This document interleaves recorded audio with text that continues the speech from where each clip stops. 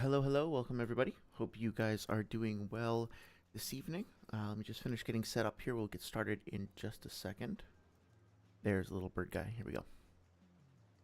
Okay. I think I need to adjust some mic settings real quick. Take me a second. Test. Hello. Okay. Well, hello everybody. Hope you are doing well. Tonight we are doing another Naruto stream. As of the 19th, I believe, so 2 days ago, this stream has now reached its 1 year anniversary, so to speak. In that, about on December 19th, I did my first stream on Kakuzu versus Pain. Let's actually just bring that up real quick. And my initial intention of, talking about this stuff with you guys was first and foremost to just get some stuff off my chest, honestly. I had a lot of thoughts about like my debate with Noodles and about my thoughts on the Weeaboo Warrior debate. And really, one of the caveats, I guess, was it's at least 2 seconds. I know, I'm sorry for misleading you so egregiously, sorry. But I hopefully will make up for it with an entertaining stream. But yeah, so like my initial intention really was just to kind of connect with people that I shared a mutual interest with. And so the idea was I am going to get some stuff off my chest and I'm going to just do a few streams, and it's going to be a quicker way of getting content out than just making like another video that's going to take me 3 or 4 months to make. And I was very, very lucky, very grateful to have had some wonderful people stop by the stream, engage in some awesome conversation, and really just kind of, very quickly I transitioned from kind of getting stuff off my chest to just kind of showing up because I wanted to talk with you guys and just share stuff with you in general. The way that my brain works, I usually require some sort of prompt to get a conversation started. Isaria and I have talked about this before, about how it really helps to have some sort of like excuse or motivator to do a deep dive on a topic. So of course, the easy ones were the debates on Naruto topics that I disagreed with, or like this Elden Ring video. This first one that I did was specifically a response to something Jonathan Blow had said. Jonathan Blow, if you don't know him, he is he's the guy who was like the creative director, I guess, on video games Braid and The Witness. Both great games in their own right, but he has some like oddly acerbic, misogynistic, like Gamergate adjacent tendencies, and he just like factually did not understand what Elden Ring was about, which then motivated me to want to make this video. Same thing with the Dark Souls 2 video in response to some of the stuff said by folks like Mauler and Feeble King and all that. And really, that quickly transitioned into just wanting to show up and have conversations with you guys about stuff. So I want to say, first and foremost, before we get into any further discussion this evening, that I'm very, very grateful for everybody who's stopped by, who's taken a moment to like look at any of these streams for any amount of time. I hope that you've learned something. I hope that maybe if you found something I said challenging, and regardless of whether or not you agreed with it or disagreed with it, that it maybe motivated you to go look something up or learn something new. Because that was really the goal, in addition to just like venting and whining about stuff that bothered me. It was also just to try to clear up misconceptions, try to share knowledge, and help people better understand things that I'm personally passionate about. Naruto in particular, to me, is not a very difficult series to understand. It's not something that's like laden with all kinds of crazy metaphors, or sorry for that volume spike, or there are metaphors in it, there is subtext, there is intricacy to it, but when you compare it, it doesn't require like a degree in literature to understand, right? It's geared towards a relatively young audience. So when I kind of came across what I perceived to be a lot of misunderstanding and conflict and just sort of the stuff that you see come out of debates, I was like, well, this is weird. Maybe we can clear this up together. And I think we have, based on some of the comments that people have shared, based on some of the interactions that we've had.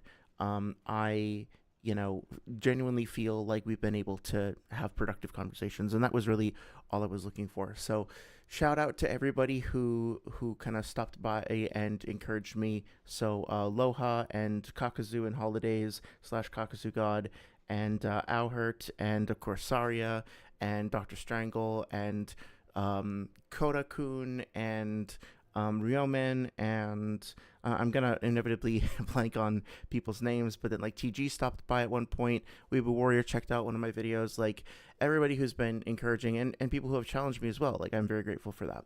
So that's first and foremost. What are we going to be talking about today apart from that? Well, I basically just kind of wanted to share my thoughts on what my experience has been over, like, going from knowing nothing about Naruto Powerscaling to knowing nothing about Naruto Powerscaling.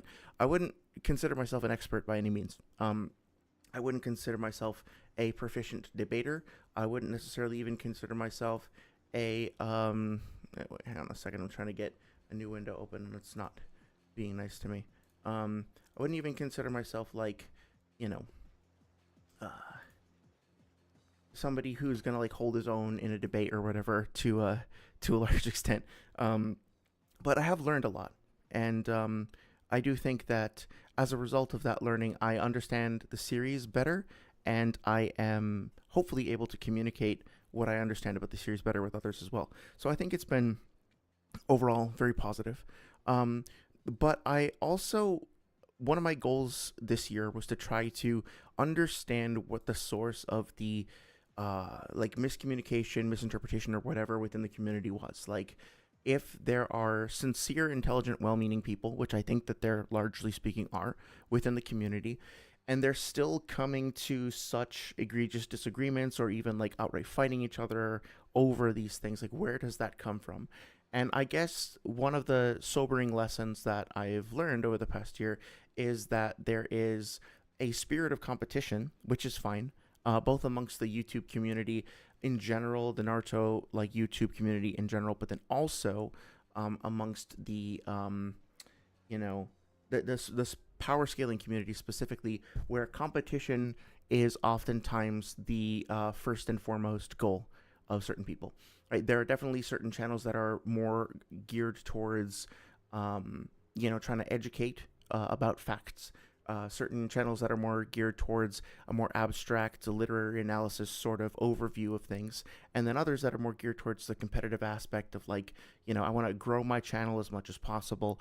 I want to be the best or the biggest channel, or even just like I want to win debates and I want to, define the meta, I guess is one good way to put it, of the overall like Naruto landscape and stuff. And unfortunately, I feel like sometimes those things are kind of at odds with one another. It's tough sometimes if you are prioritizing competition for. Also, I'm just like kind of slightly adjusting the background imagery here, so bear with me. Um, it can kind of be a little bit, I think, at odds if your priority is specifically like winning a competition. That's not necessarily aligned with being as honest and forthcoming and as like clear in terms of education um, as your goal might be if you specifically focused on education or on interpretation. Now, does that mean that they're necessarily mutually opposed? No, of course not. And I think that some of my favorite channels that I've discovered over the past year, some of the people that I've had the best interactions with, are those that can kind of balance those two things. So I can balance the competitive edge with the education and with the interpretation and with the like art analysis and stuff, and bring everything together.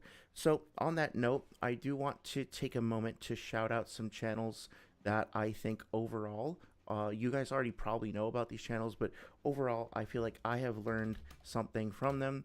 I have gotten a lot out of their videos, and I want to recommend them. So first of all, in no particular order, I want to recommend Sybil. Sybil's video, I have actually watched all of this. Sybil's video on Sakura Haruno being purposely badly written. I haven't watched this one yet. I need to catch up on that. But especially this, Naruto, a Tale of Queer Love in a Hypermasculine Society, is probably the best Naruto video essay, especially the long form version of a video essay that I've seen on the topic. And as a bisexual dude myself, getting to hear a queer take, and this is going to sound a little rude, so I apologize in advance, but like getting to hear a queer take that isn't just about shipping, isn't just about like, thirsting over yaoi renditions of the characters, but is actually a very sensitive and very detailed and very thoughtful evaluation of the source material, is genuinely wonderful. And I think even if you don't care at all, like a single mite, about any of the queer subtext, you're going to gain a lot of knowledge out of this because of all of the other analysis that Sybil provides of the series in general. It's just really, really great analysis. Another one that I've talked about a great deal is Sage's Reign. Sage's Reign is, I haven't watched one of his videos in a while, but first of all, I love his branding. I love his iconography here. And I've seen, obviously he doesn't just do Naruto videos. In fact, it seems like that hasn't been his focus for a little while. But I mean, like, Saria, I bet you'd enjoy this over here.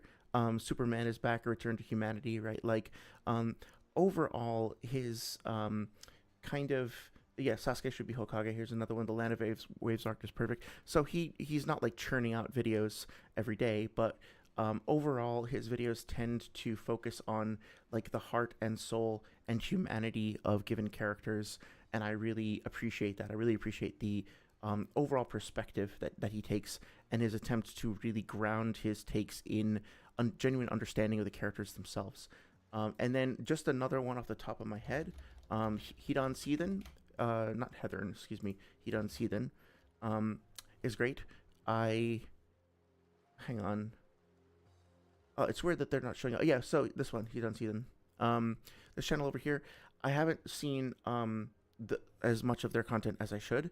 But this analysis on Deidara versus Sasori was really compelling. I really enjoyed that. And I did actually watch this. I don't know why it's not showing up, but I did watch this as well. Villainized to Villain analysis of Kakuzu for Naruto. Very, very good overall review of Kakuzu as a character. The foil, the relationship between Itachi and Kisame is also really good. One of the things that Kishimoto is very adept at and very passionate about, clearly from his work, is depicting parallels, both in terms of like narrative echoes, I guess you can say, but also just like parallels between characters, character arcs, character growth, and all that stuff. And I think that like this, Hidan Seethan has focused on multiple different like iterations of that concept and exploring that. So I think that's quite important. I've also enjoyed the streams of, I think, Abstract Section is his name. I don't know if I'm gonna, that's not coming up. Let's try this.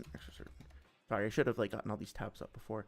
I'll see if I can post this in Discord, but oh wait, isn't it like Abstract Section, something like that? Yeah, this guy over here. So I've been catching his streams when I can. One of the things I really appreciate about this guy as a streamer is that, he will usually, I mean, like, I kind of noped out of a couple of streams because I think he is involved in a little bit of some beef with some folks on Twitter. I didn't really want to get involved in that.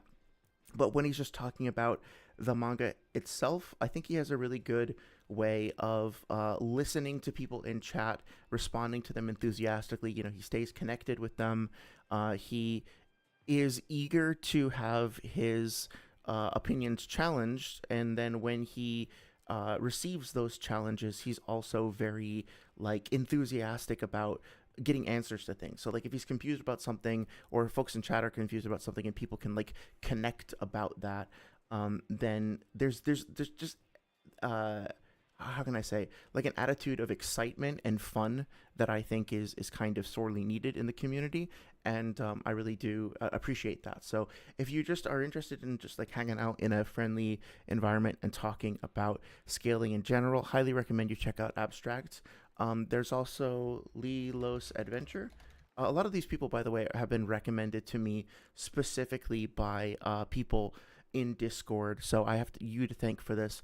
But Lilos, I guess he hasn't been talking about Naruto as much lately. But he did a few Naruto streams earlier in the year. And again, like, so Sasuke versus Kakashi, Naruto Lightspeed. So this video right here, somebody recommended this to me specifically. And what I appreciated about it is that he came in with an open mind, not as a Naruto diehard or not as like a diehard dyed-in-the-wool supporter of another series, just genuinely asking questions. He was open-minded, he was friendly, he encouraged an open discussion, and his use of skepticism felt healthy without being like condescending or just like trying to cause problems like unnecessarily, right? It was all very productive. It's a good example of healthy curiosity and skepticism. We need more curiosity in the community in general. So this channel as well, I would encourage you to check out. Check out his streams if you're interested in any of these topics. He's also been like just fun to talk to as well. Um, and yeah, I'm sure I'm forgetting a lot of people. You know, obviously, like Kavak, I've been enjoying his Dark Souls 3 streams. Darth Magog is fucking awesome as well, friend of the channel. Walkie Talkie, those guys have been super engaging and fun, and they're always like, you know, it was super fun going on their podcast. I think I'm a little bit lost as to the rewrite stuff. I have to admit that I am extremely biased for some fucking reason against rewrites, and so I haven't really been able to connect as much with that stuff. But Walkie Talkie also do a great job of like reaching out to a lot of different people, inviting them on, being friendly, and so if you if you want like a channel that is probably going to expose you to other positive channels and overall maintain like a positive vibe, not like get hostile and toxic and stuff like that, I would recommend checking these guys out as well. They're awesome. And then finally, I think who did they? Oh yeah, so they introduced me to Mellow the Dreamer. I haven't watched a lot of his individual videos, but I really liked some of the stuff that he said on their podcast about curating your community and like giving people the benefit of the doubt and just sort of like trying to understand who they are as people and where they're coming from when you're responding to them, like attacking the argument, not the person. There was some decent stuff that he said, and so I haven't spent really all that much time on his videos yet, but I plan to, and I would highly recommend checking them out. So with that being said, you know, I wanted to at least pay that forward and express some gratitude for the stuff that I've learned, the people I've learned from, and give a tiny little signal boost to the folks that have brought new folks to my attention and new entertainment and new knowledge to my attention. And then gonna like slander all these other fucking people, people later on. Not really. But I do want to then talk about like what the state of like the meta Naruto power scaling is at the moment, and how I feel about, you know, whether or not I can kind of contribute in a positive way going forward, and like what I think that might look like for me. But for now, we're gonna like hold off on the slander and just keep a little bit of positivity. Let me catch up with chat. I know I've been ignoring the chat messages. I apologize. I just wanted to make sure to lay out the theme for the evening. So, Saria, as always, thank you for being my ride or die for these streams. You know, you've spent like so much time here. I really do appreciate it. And, you know, in addition to just like the friendly banter, you've also provided me a lot of knowledge and like insight on topics like the quantum physics stuff that I wouldn't have known about. Dr. Strangle, as well, you know, with all of your information that you provided in terms of scaling and math and translation insights. I mean, like everybody here has contributed something to the stream over the time, so I'm grateful for all of it. But yeah, if I forget to call somebody out, feel free to call me out because I don't want to leave anybody out of that. But you've all been fucking awesome. Dr. Strangle says it's been a year. When is your relationship with the series going to regress to misunderstanding Naruto, or even Mrs. Understanding Naruto? It might make it up there.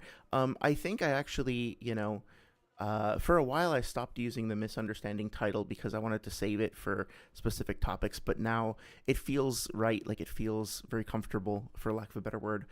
And so I think I do want to keep using that. But you know, the topics that I'm most passionate about, like my special interests, for lack of a better word, are light speed, multiversal slash universal, and then the data books. And really what those three topics come down to most of the time is how to interpret peripheral material. So I think I do want to make some new videos. I'm less concerned at this point about reviewing debates because it's been a while since a debate really surprised me.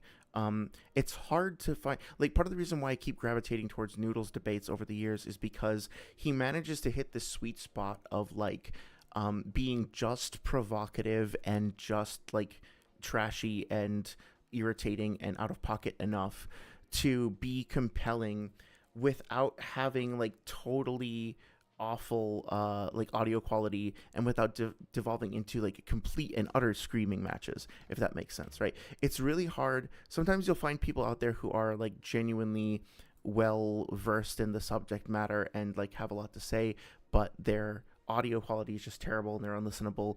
Or sometimes you'll find people who are just like completely screaming and loud miking and losing their shit, and that's not fun for me. Noodles somehow, especially even like with his debates with like Bubbles and Apollo and shit, has managed to say provocative things that we can actually interrogate while still being moderately legible or intelligible some of the time. So, but it's been kind of hard to find other debates. I don't know if I'm just if things have moved onto TikTok or whatever. Things have moved away from the YouTube scene, but honestly, there's not that much out there that I've listened to and been like, oh yeah, I really need to get into this. I really need to respond to this. I think Sage's debate with if it was even a debate, I don't know if it was like formal, but his discussion with the Walkie Talkie Boys and with D1, that was a good one. You know, there was a lot of interesting stuff that came up there. I might even do a stream about like Hashirama and whether or not he's the strongest shinobi, just like to kind of respond to some of those arguments. But a lot of it out there is just kind of like retreading the same topics or loud miking, which I haven't really been able to get a lot out of personally. But in terms of moving forward, like progressing the relationship, taking things a little bit more seriously, moving in together, I do think I want to go back to making some videos on just kind of, you know, my hope for this live section over here was that people could look up like, okay, what about Naruto multiversal? Like I've heard some people say something about that. I'm curious. I want to learn more. Here's an analysis of it and like pick it out. But I mean, if me asking somebody to just go to my live section of my channel and learn about multiversal Naruto requires like, you know, the first chunk of Universal slash Naruto slash multiversal videos that I did are about 4, 6, 8, like about 13 to 14 hours, and then I think I did another, you know, so we have like more stuff on the Cosmos over here, and then we have like the recent multiversal return. So there's probably something like 40 plus hours of content there, and that's a lot to ask people to skim to like commit to, right? Especially if it's not live, especially if it's not thoroughly annotated. So I think what I want to do is like condense what I feel are my best arguments, or at least maybe the most helpful bits of those things, into like 1 or 2 videos. One on Universal Naruto, and then one on the data books and like source material and stuff like that. And that will hopefully be coming out over the next few months. I have some videos I want to do on like The Witcher and on Avatar: The Last Airbender and other stuff too. As you know, like doing the research, like setting up the Miro boards and everything for some of these streams takes a very long time. And now that I kind of gotten some of that stuff off my chest, I think I can kind of take it a step back and focus on some of the scripted content without having to like do my Pepe Sylvia like conspiracy theory boards for every fucking stream. But anyway, that will come later, and I'll be taking a little bit of a break over the holidays. I think the next couple Naruto streams will just be a quick overview of Naruto versus Pain, since we've been talking about that forever, and then we'll see where we go from there. As always, I'm more than happy to take suggestions for topics or reactions to things. In fact, that's very helpful for keeping me motivated, so please don't hesitate to send me stuff if you'd like my take on it. But yeah, I feel like I feel very grateful. I feel like I've gotten the chance to share my thoughts with a cool group of people, and it's been very positive. I hope you guys feel the same way. Saria says, nugget, biscuit, dip it all in mashed potatoes, nugget, biscuit, nugget in a biscuit, nugget, biscuit, nugget in a biscuit, nugget, biscuit, nugget in a biscuit, dip it all in mashed potatoes, dip it all in mashed potatoes, and dip the mashed potato covered chicken nugget biscuit in a barbecue sauce, yum, yum. Gimme. Well, I have no counter to that whatsoever. Very eloquently put. I really, I actually made some delicious potatoes a couple of weeks ago, not to toot my own horn, but for Thanksgiving, I made what are called like potatoes fondant. Or fondant, sorry for my terrible pronunciation. But basically, you peel potatoes, you cut them into like inch thick rounds, and then this is very unhealthy, but like you basically just like kind of simmer them in butter and oil until they get very soft, and you put them in the oven and very slowly bake them. Lots of herbs, and it's just they just sort of melt in your mouth. It was really really good. First time I tried the recipe, and I'm not a very talented cook or anything, but it was it's an easy recipe. It's very rewarding. It's a very comforting food on like a cold night. So try it out. Fondant potatoes. Let's see. Loha said, "Real talk. The statue finger handshake. I don't remember its name. RN has got to be one of the greatest manga panels of all time, or sequences rather, since the scene has multiple panels of zooming out to reveal the greatness." Yeah, absolutely. I love the way that like that zoom out effect that you're mentioning is on point, right? Like the way this thing here, this transition, right? Because we already know what the significance of this area is, and how it ties into the legacy of Shinobi and the legacy of these two characters specifically. And we already know how the the crossing of the fingers relates as well. But there's a parallel between the crossing of the fingers and the V shape, and their blood over here, and also like with the fingers being fractured, and severed from the wrists. There's a parallel between that and they're losing their hands. I mean, there's a lot of subtle and not so subtle things going on over here. There's also like the Uchiha and the you know, not the not the Senju exactly, but the Senju inheritor and the Uchiha inheritor finally like crossing the river. The whole. I'm sure I don't have to tell you, but the whatchamacallit, the relationship between Madara and Hashirama grew and had its seedbed, so to speak, in a river, and like crossing river and throwing stones across the river. Like that's all extremely important. Not to mention, I just noticed this, like the two individual streams pouring together from opposite sides, but then combining, and then their hands interleave and cross right over the center of the river. It's beautiful. It's really well done. There's so much. In order to get here, right, you have to go on such a journey. You have to learn so much about these characters and see so much of their progression as individuals and as a dyad, that in order to culminate in this moment. And it really is so great. I think it's a wonderful send-off for these characters. It's a wonderful way of capitulating their growth and their evolution. And yeah, I very much appreciate it. This too. This is great. I consider using this for the thumbnail as well. It's just really really good. I kind of got lost in in the art of it all as well. But yeah, wholly agree.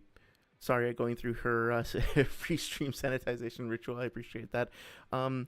There's a little quirk that I picked up from that book I mentioned by the author of The Name of the Wind, The King Killer Chronicles. I always forget his name, but he wrote like a spin-off, well, like a side story novel almost, called The Slow Regard of Silent Things, that my partner and I listened to.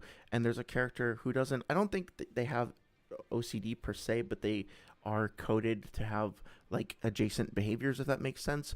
And like anytime they enter or exit a certain room, she's described as washing her face and hands and feet. She entered the room and rinsed her face and hands and feet, and then she left and rinsed her face and hands and feet. And he's like very specific to always say that every single time. So now I kind of imagine you going through the same ritual of like, yep, okay, before the stream starts, we have to dab, we have to get the cat in the box, and then we have to sanitize our hands. It's beautiful. Sorry, it says that was at least 2 seconds. Oh yeah, the false prophet. It's true. I had to hook you in though, one way or another. As a Sakura enjoyer, I might crash out when I watch that. Oh yeah, I think I don't want to misrepresent the video, Loha, but I think what she's saying is basically that like some people say that Sakura is like a bad character and that she is poorly written, and then they just write her off as a result of that. But I think her perspective, Sybil's perspective, is more like, no, it's not actually bad. It's just that she is written with flaws, and those flaws are deliberately cultivated to reveal things about the character, and she's ultimately a good character at the end of the day. So it's less of a takedown of Sakura as a character saying that she's bad or whatever, and more just saying that like the community's overall assessment that she's a bad character is actually kind of like missing the point. That's what I remember about the video, but it's been a little while since I've seen it, but I didn't I didn't view it as like a an anti Sakura video per se. I hope you enjoy it though. Sorry I said felt that, but you know this because of my carry rambling. Yeah, exactly. Yeah, it's very important to. I mean, like you and I talked for. I think maybe this is one of the things that you enjoyed about. Was it our discussion in Sage's server or something? We talked about Sai and his like how his maybe autism or autism adjacent neurodivergence was portrayed with him essentially learning to open up emotionally and to express himself emotionally. And one of my favorite panels, I don't know if I'll be able to find it off the top of my head, but honestly, like one of my favorite moments in the series is somewhere around, is it, it's like right after, okay, so it's probably a little later than this, right? Because it's after the bridge stuff. So it'd be more like around here. Actually, I'm not gonna be able to find it right now, but whenever Sai shows up and he goes through the arc with everybody, and there's like that panel of him, like yeah. So it would have to be after this. 1 second. I can't even describe it, but it's just so great. Like he's going through this whole arc of learning how to emote, learning how to communicate, learning how to make sacrifices, learning how to make his own decisions, and like what to regard as like a true mission, challenging himself in that regard. And in a way, like he's kind of waking up to the concept or the possibility of developing his own ninja way, which is something that has always been extremely important to Naruto himself, but something that does require a certain amount of like emotional depth and intelligence, that he, like Sai as a person, hasn't really ever been allowed to express. And so he needs to learn how to cultivate it. And this is what, like, I'm gonna I might actually tear up. But after all of that, after starting off like kind of hating this character, seeing him as just a lame ass replacement for Sasuke, kind of empathizing with Naruto and Sakura, like I don't want these I don't want this guy here, he's an imposter, he doesn't belong or whatever. Going through everything that he went through, and then learning the significance of his art, and what these individual panels are here, and learning that he just sort of paints them without emotion, then having the window to his new relationship and connection to his comrades, to his friends, being represented as like the actual work of art. And look, like the shading here, like these being kind of in the dark and now being almost surpassed and replaced by something that's more vibrant, more full of life. I don't know if this was represented in the black and white version of the story. This might have been something that they added for the colored one, but it works so well. Like this panel here, to me, this is kind of what Naruto is all about. Like, yeah, it's about big jutsu and big fights and stuff like that, and ripping people's souls out and blowing up the moon, whatever. But it's also about this, right? And this is very important. So yeah. Let's see. And yeah, that's kind of why I liked Sybil's video so much, is because it was more adjacent to this sort of topic. I will gladly rant for 4 hours about horses and Naruto. Oh shit! By the way, I was reading the Witcher books, and we've talked about the portrayal of horses in fantasy, and they described for in the Tower of the Swallow, they described how Ciri has to make a journey of like, I think I think it's 300 miles. It's 300 miles on horseback, and it's described as maybe taking her 2 full weeks, right? Now, Ciri is 16. She weighs like 110, 115 pounds, if I remember correctly. And she has a horse that is specifically like extremely fast and extremely like lightweight and nimble and stuff. And she's very skilled. She's highly trained. She's a witcher, right? She has supernatural powers and stuff like that. But it still is going to take her 2 weeks to cover 300 miles. And there's so many like extended chase sequences in those books where like characters racing a horse for like an hour or two at a gallop come close to killing the horses. There's all this detail about how like royal messengers, even if they only travel 50, 100, 200 miles, they have to stop along the way and switch out their horses. And Sapkowski, the author, describes how like the kings in a local region, or the king in a local region, has a policy where like any royal messenger who shows up at a stable, the stable hands are required to exchange the horse, right? Like it's part of a royal decree, and if you deny that, you could be severely punished. So there's all this world building that goes into the considerations of how, horse, like the Pony Express and all that shit, like how horse travel, horse communication, etc., really work in critical times. That I think is actually something that would be fascinating to talk about. But also, this is nice. This is also nice too, right? Hey, Darth Magog, how's it going? I hope you're doing well. It's really good to see you. Don't worry about the lateness in particular for tonight because we're really just hanging out and chilling. Probably going to be a slightly shorter stream. No specific agenda. I really just wanted to kind of express my excitement and gratitude for the past year of support and conversations and just everything that we've shared together as a little community here. It's been truly wonderful. So we're just chatting. I'm gonna soon. I'm gonna start like complaining about other people like I normally do, and talking about the state of Naruto debates and sort of how I felt about like Naruto power scaling content over the past couple of years, or past year rather. But for now, we're just kind of hanging out, so no worries. I don't love to see the videos that you've been putting out as usual. I have quite a few queued up. I'm sorry I haven't been commenting on them as much. Past couple weeks have been quite busy at work, and then with holiday stuff and all that, I'm way behind on correspondence. But I saw a recent video that you did with Fives. It's great to see him back. Your guys' sense of humor, your guys' chemistry is always super entertaining. So yeah, and then the Bible story stuff that you've been doing has been bringing me back to my like atheist debate days and just reminding me of some of the darker aspects of the text, so to speak, that I've forgotten about. I think we talked about this before, but I would be curious, if you don't mind me asking you to repeat yourself.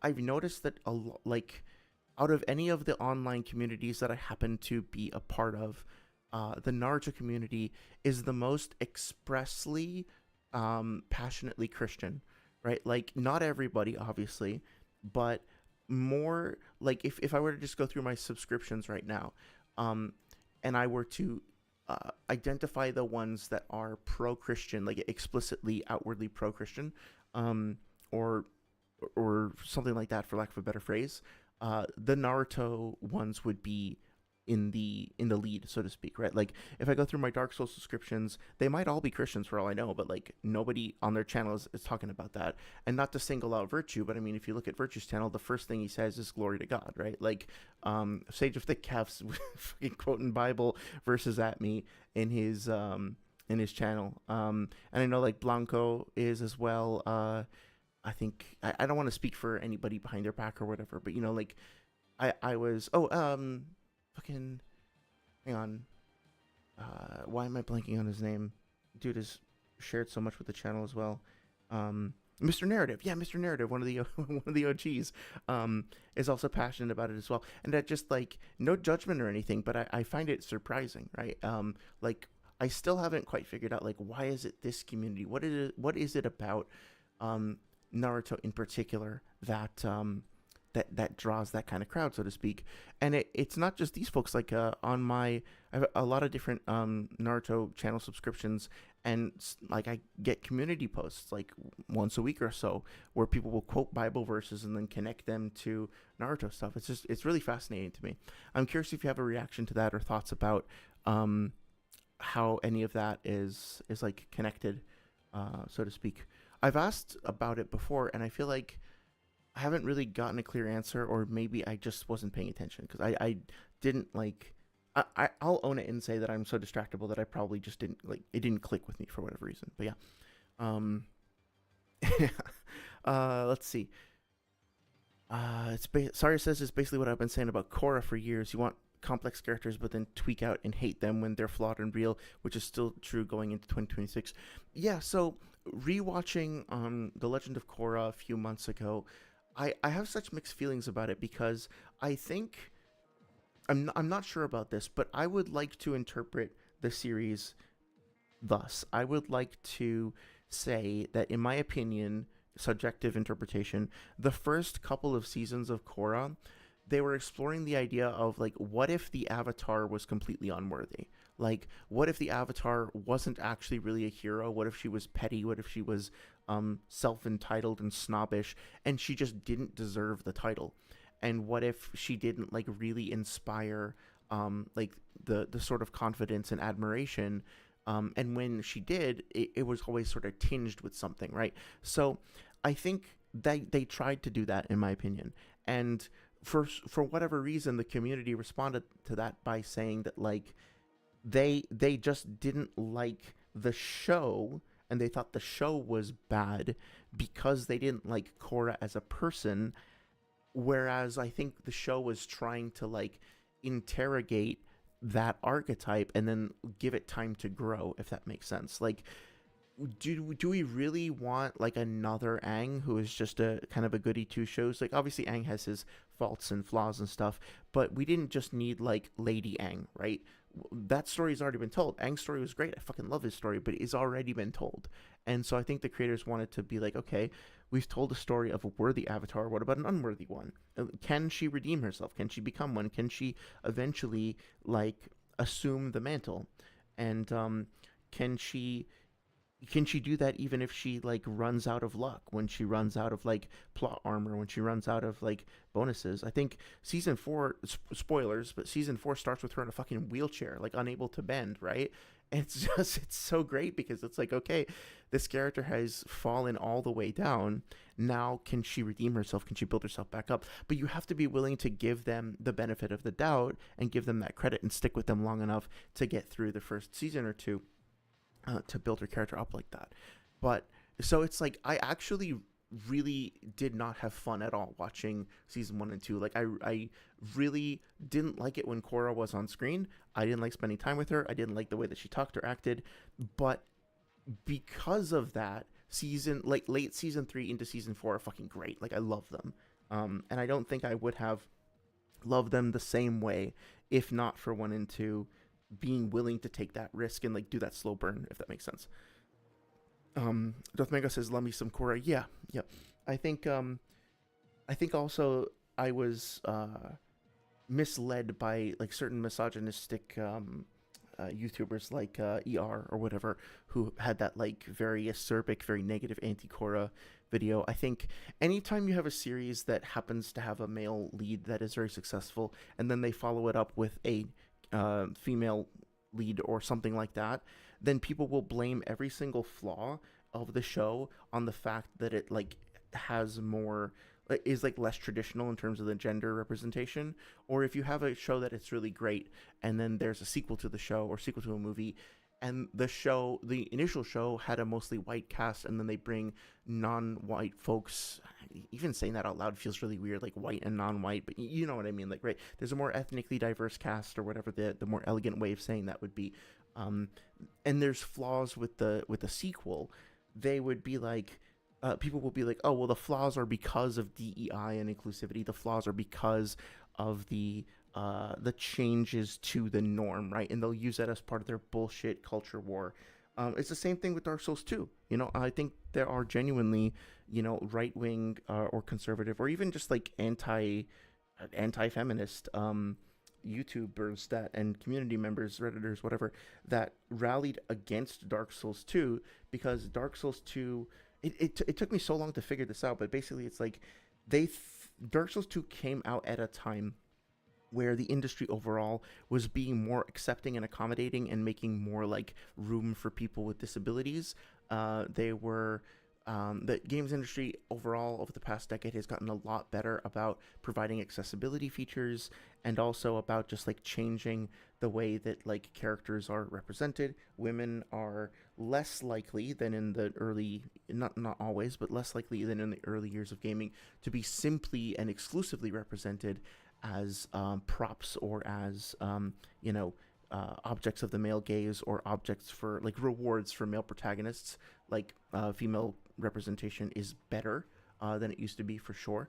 And we still have some archetypes that we should probably evolve beyond. Like, I guarantee you, if you pick up any random game that's like a multiplayer game, and there's a tank class and there's a stealthy archer class, the tank is 9 times out of 10 gonna be a dude, and the stealthy archer class is 9 times out of 10 gonna be like a lady in a skin tight outfit. There's nothing wrong with that per se. Like, there's nothing wrong with Catwoman as a character, or having a Catwoman style character who like yeah, women tend to have like slighter frames and lighter builds than men do, I suppose.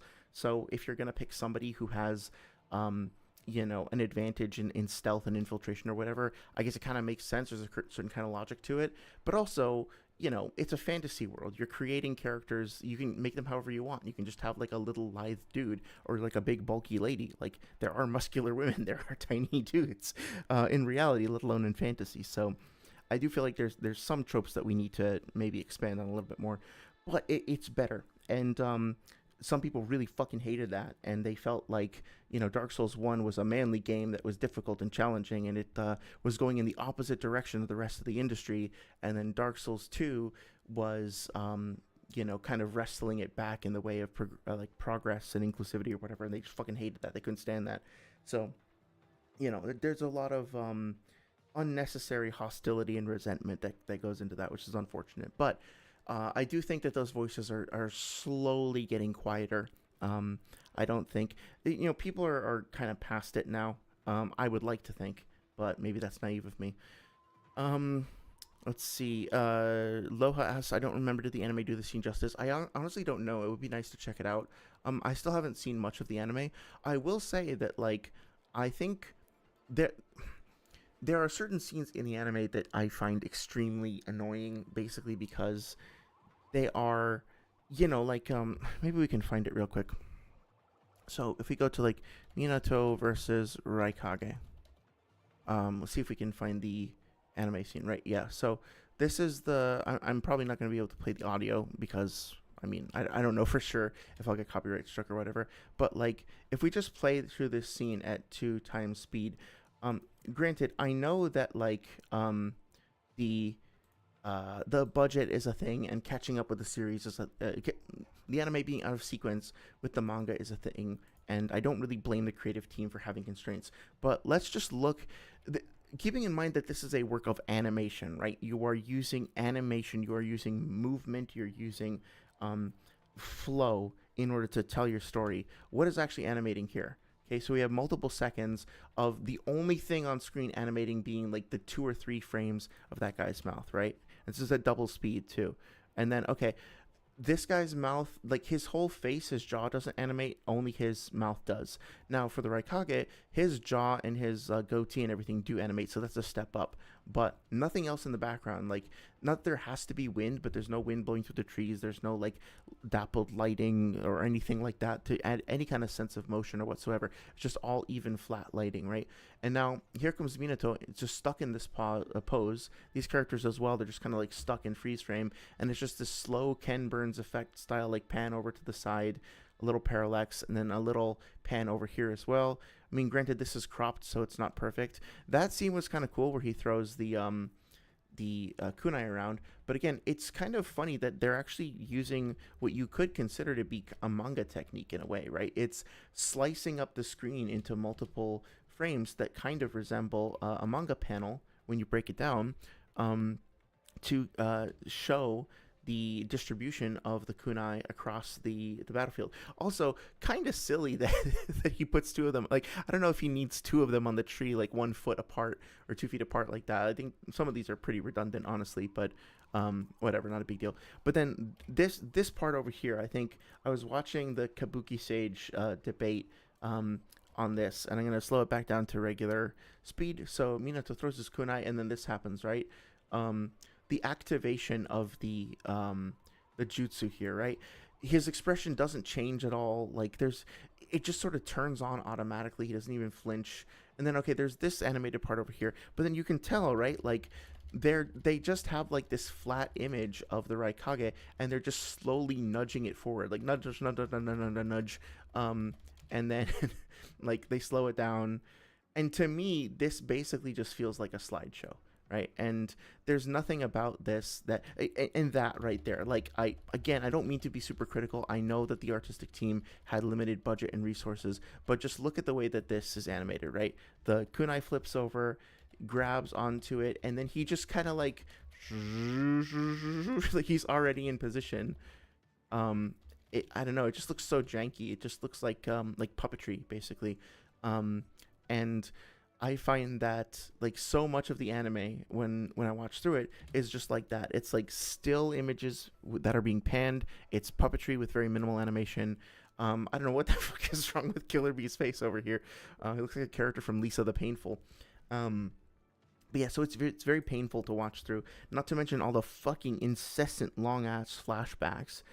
But funny enough, I avoided filler like the plague for the longest time. But now when I went back and I watched Road to Sakura and I watched the or the 1010 filler where she goes to the Road to Ninja universe and all that, I actually quite liked them.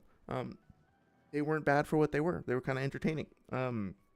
Ironically, some of the filler is better and more entertaining and more enjoyable than the anime adaptations of the mainline stuff because the mainline stuff was just made on such a short budget with these artificial constraints of having to edit it out to a certain length at a certain time, and it just kind of sucks. Like, I'm sorry if you like the scene, it's totally fine. It's not like you're stupid or anything, but I personally, I think this sucks. I really don't like the way it's animated. I think it takes away all of the like energy and passion. Not the passion, but you know what I mean. It's just like it feels like it's better if I read the manga because I'm like going at my own pace. The flow feels more natural. There's not all these like artificial, long drawn out pauses and everything. The pacing just feels totally off. And the artwork is usually like higher quality, more detailed, like better line work and stuff like that. I don't know. It's just really weird to me. Even that walking animation super janky. Anyway, I didn't like start to stream tonight just to rag on the fucking anime, but I did want to actually say the opposite, that I was pleasantly surprised with the quality of the filler, and that kind of made me go back and wonder about like, well, what happened with the animation of these critical scenes that, that I actually think some of the filler is more well done. Anyway, um, let's see. Oh yeah, I missed the ramblings of a lesbian. This is a very ramble friendly channel. I'm sure you know that by now, but just to be clear. Sari said, meanwhile, Epona can travel across the country in a few minutes. She really is the Captain America of horses. Comet is the only horse that surpasses her, Supergirl's horse. You know, honestly, if they actually took some time to specify that the horses in Naruto were ninja horses, then I would like or that they were like even something as simple as like they give their horses pellets or something like that, right? To enhance their stamina or durability. But the thing that I objected to really wasn't even. I'm sure you guys remember from those streams. So the thing I was objecting to was the lack of curiosity and interest in the media, the just understanding horses in general, as opposed to like just like looking up how horses work for lack of a better term, and more just being like, well, this math seems okay, so fuck it, right?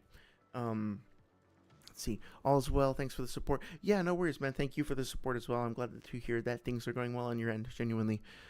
Saria says Darth gets jump scared because I jump into the videos as soon as I get the notification. Nice, nice, nice. That's great. I will try to be better about responding more quickly, but I probably won't actually just because fucking. So I have until January 30th to get to a certain milestone at work, and it's become kind of clear based on the feedback that we've gotten on this project that like the higher ups, the people funding the project, really don't care all that much about it. I can't talk about what it is. What I can say is that it's a, let's just say, reinterpretation of an older game, and they are very clear that they just kind of want it to come out without having to worry about it, right? They want everything to just kind of be like a fresh coat of paint. They don't want to have much oversight, and they want to spend as little money as possible. So it's very difficult to be like, hey, wouldn't it be cool if we added this feature? Or hey, let's look at what the community is saying and respond to their feedback, or like about not their feedback. What's a better way to put it? Like let's look at what people liked about the original game and make sure that we're capturing that spirit or whatever. That's a better way to put it, right? Et cetera, et cetera. There's no interest in that. So we're not going to get the support from above. If we want to see certain things happen in the game, then we have to kind of do that. And we have until January 30th or like the first week of February or something to get to like the first of two final milestones. And the next one is late February or early March. And after that, we're basically done. And so it's like, well, if I go into the game and like I'm not saying it's a shooter necessarily, but if I go into the game and like I fire a gun and like the bullets aren't making sounds as they bounce off of walls, or if I go into the game and like I you know turn on my like a fireball ability or whatever, and the fireball doesn't set a tree on fire, whereas it used to in the original. Well, if I want that fire to get in the game, I've got a month to do it because nobody else is going to do it. Like we're not going to get approval for it, so I just have to decide like how much does this mean to me. And so like me and a few other people on the team are like, okay, guys, how much of our lives are we willing to put into this? Like how much can we get away with? How much is it worth it to try and like get this in? And so it's been kind of stressful. It is really cool though. Like you had a bunch of people basically just say like, well, fuck it. Our name is going to be on this shit. We don't care if the higher ups want it or not. Like we're just going to do it, and then they can get mad at us later. But they'll be mad at us for making a better product, right? So it's kind of cool. Feels like kind of scrappy, but it has been like pretty draining, and it's probably going to be for the next little while. So anyway, let's see. Darth gets jump scared. Oh yeah, sorry is indeed the fastest commenter alive. Yeah, I'm not surprised. Like every single time I post a live, like she's the first one in there with the dabbing and the hand washing and all that stuff. So honestly, like I have to say, this never comes with any obligation, right? Like if you ever get bored of the streams or whatever, or you're just not around at any given time, like never feel bad, never feel like you're under any obligation. I hope that's very clear, and I hope that is understood with what I'm about to say next. But it's been super encouraging, man. Like just having people show up and even just say hello, or even just like comment in the post and be like, I can't make it tonight, but I want to say hi. It's super validating. It's super encouraging. So I, with no expectation and no obligation going forward, like retroactively, I just want to say thank you again for that. It's really, really cool. I mean, like, how fucking cool is it that I get to talk about this extremely nerdy shit like Naruto horse math when people actually show up and fucking enable me? It's really fucking cool. So yeah, Darth Magog says you've had biblical conversations with Sage yourself. Oh, interesting. Okay, I'd be curious if you want to share like what sort of things you talked about. I think the one, I don't know if you were there at the time, but basically, so I want to own my part in this. I don't think I was very mature. I think I was unnecessarily a shit starter. But I hopped into VC one night, maybe 6-7 months ago. It was a long time ago. And this dude called Mortified was there, and he was making a claim about something that, like, he thought that was it. I'm not gonna remember it exactly, but it's something like all of the horror archetypes, like the undead. I think he was saying that like the concept of undeath and the undead came from the Bible, and so basically every zombie and mummy and vampire in fiction is in like basically just riffing off of stuff in the Bible. And also that like people should be afraid of God because think of the scariest thing that you could possibly think of from any book ever, any piece of media ever, any game ever. Yeah, okay, so you're thinking of that, you're thinking of the scariest thing. Well, yeah, well, hell is like a million times scarier than that. And even that, then if you think about how scary that is, it's even a million times even more scarier than that even. And I was like, okay, well, if you actually believe that your God is going to send you to a place that's scary, then your God's a piece of shit. So to be fair, I started off the conversation in a bad way. Like, I did not say, excuse me, my good man, can we have an exchange of as interlocutors and equals where we, trade verbal barbs, but in a good spirit? When I came in and I was like, your God fucking sucks. So I own that. I apologize for starting off on the wrong foot. But then over the course of an hour or so, he made it very clear that once he learned that he thought I was gay. I'm bisexual, but anyway, that because he thought I was gay, I was disgusting, and my worldview and my, overall, the things that I did were disgusting, and that I should be afraid. Like, he was explicitly being like, you should be in fear, because what awaits you is worse than anything you can possibly imagine. And I tried to be empathetic, and I tried to basically challenge him on some stuff like we were talking about the experience of trans kids. Like, he was saying some like really derogatory shit about trans kids in the United States, and I was like, that they go through all this horrible stuff. And I was giving some examples, and he's like, yeah, well, just because they go through horrible stuff doesn't mean that we actually need to like help them. Like plenty of people go through horrible things. That doesn't make them special. It's like really unempathetic, really cruel, really like overtly proudly homophobic, and um actually threatening me, like basically being like, you should live in fear because you are going to have the worst possible fate because of your disgusting, like bestial, vomit inducing behavior. And Sage was there for that conversation, at least a big chunk of it. He heard everything that went down. Six was there, if I remember correctly. And at a certain point, Sage's contribution to this conversation was to interrupt and say, hey, guys, it's getting a little bit heated. I think he talked to Mortified directly for a little while. But then at the end, he's like, I'm a Christian and I really want to try to help resolve this. And so let me read you a Bible. Let me tell you a story by old man JC. And then he tells us the story about like, he who is without sin should cast the first stone. Shouldn't cast the first stone or whatever. You know that one. Like, I'm sure you guys are familiar with it, right? Let he who is without sin cast the first stone. That classic tale. And to be fair, I did like follow up with him afterwards, and I was like, I appreciate that you tried to smooth things over and that tried to make things positive. And I do, although I'm not religious myself, I do appreciate that story, and I think there's a lot that we can learn from like Bible stories like that.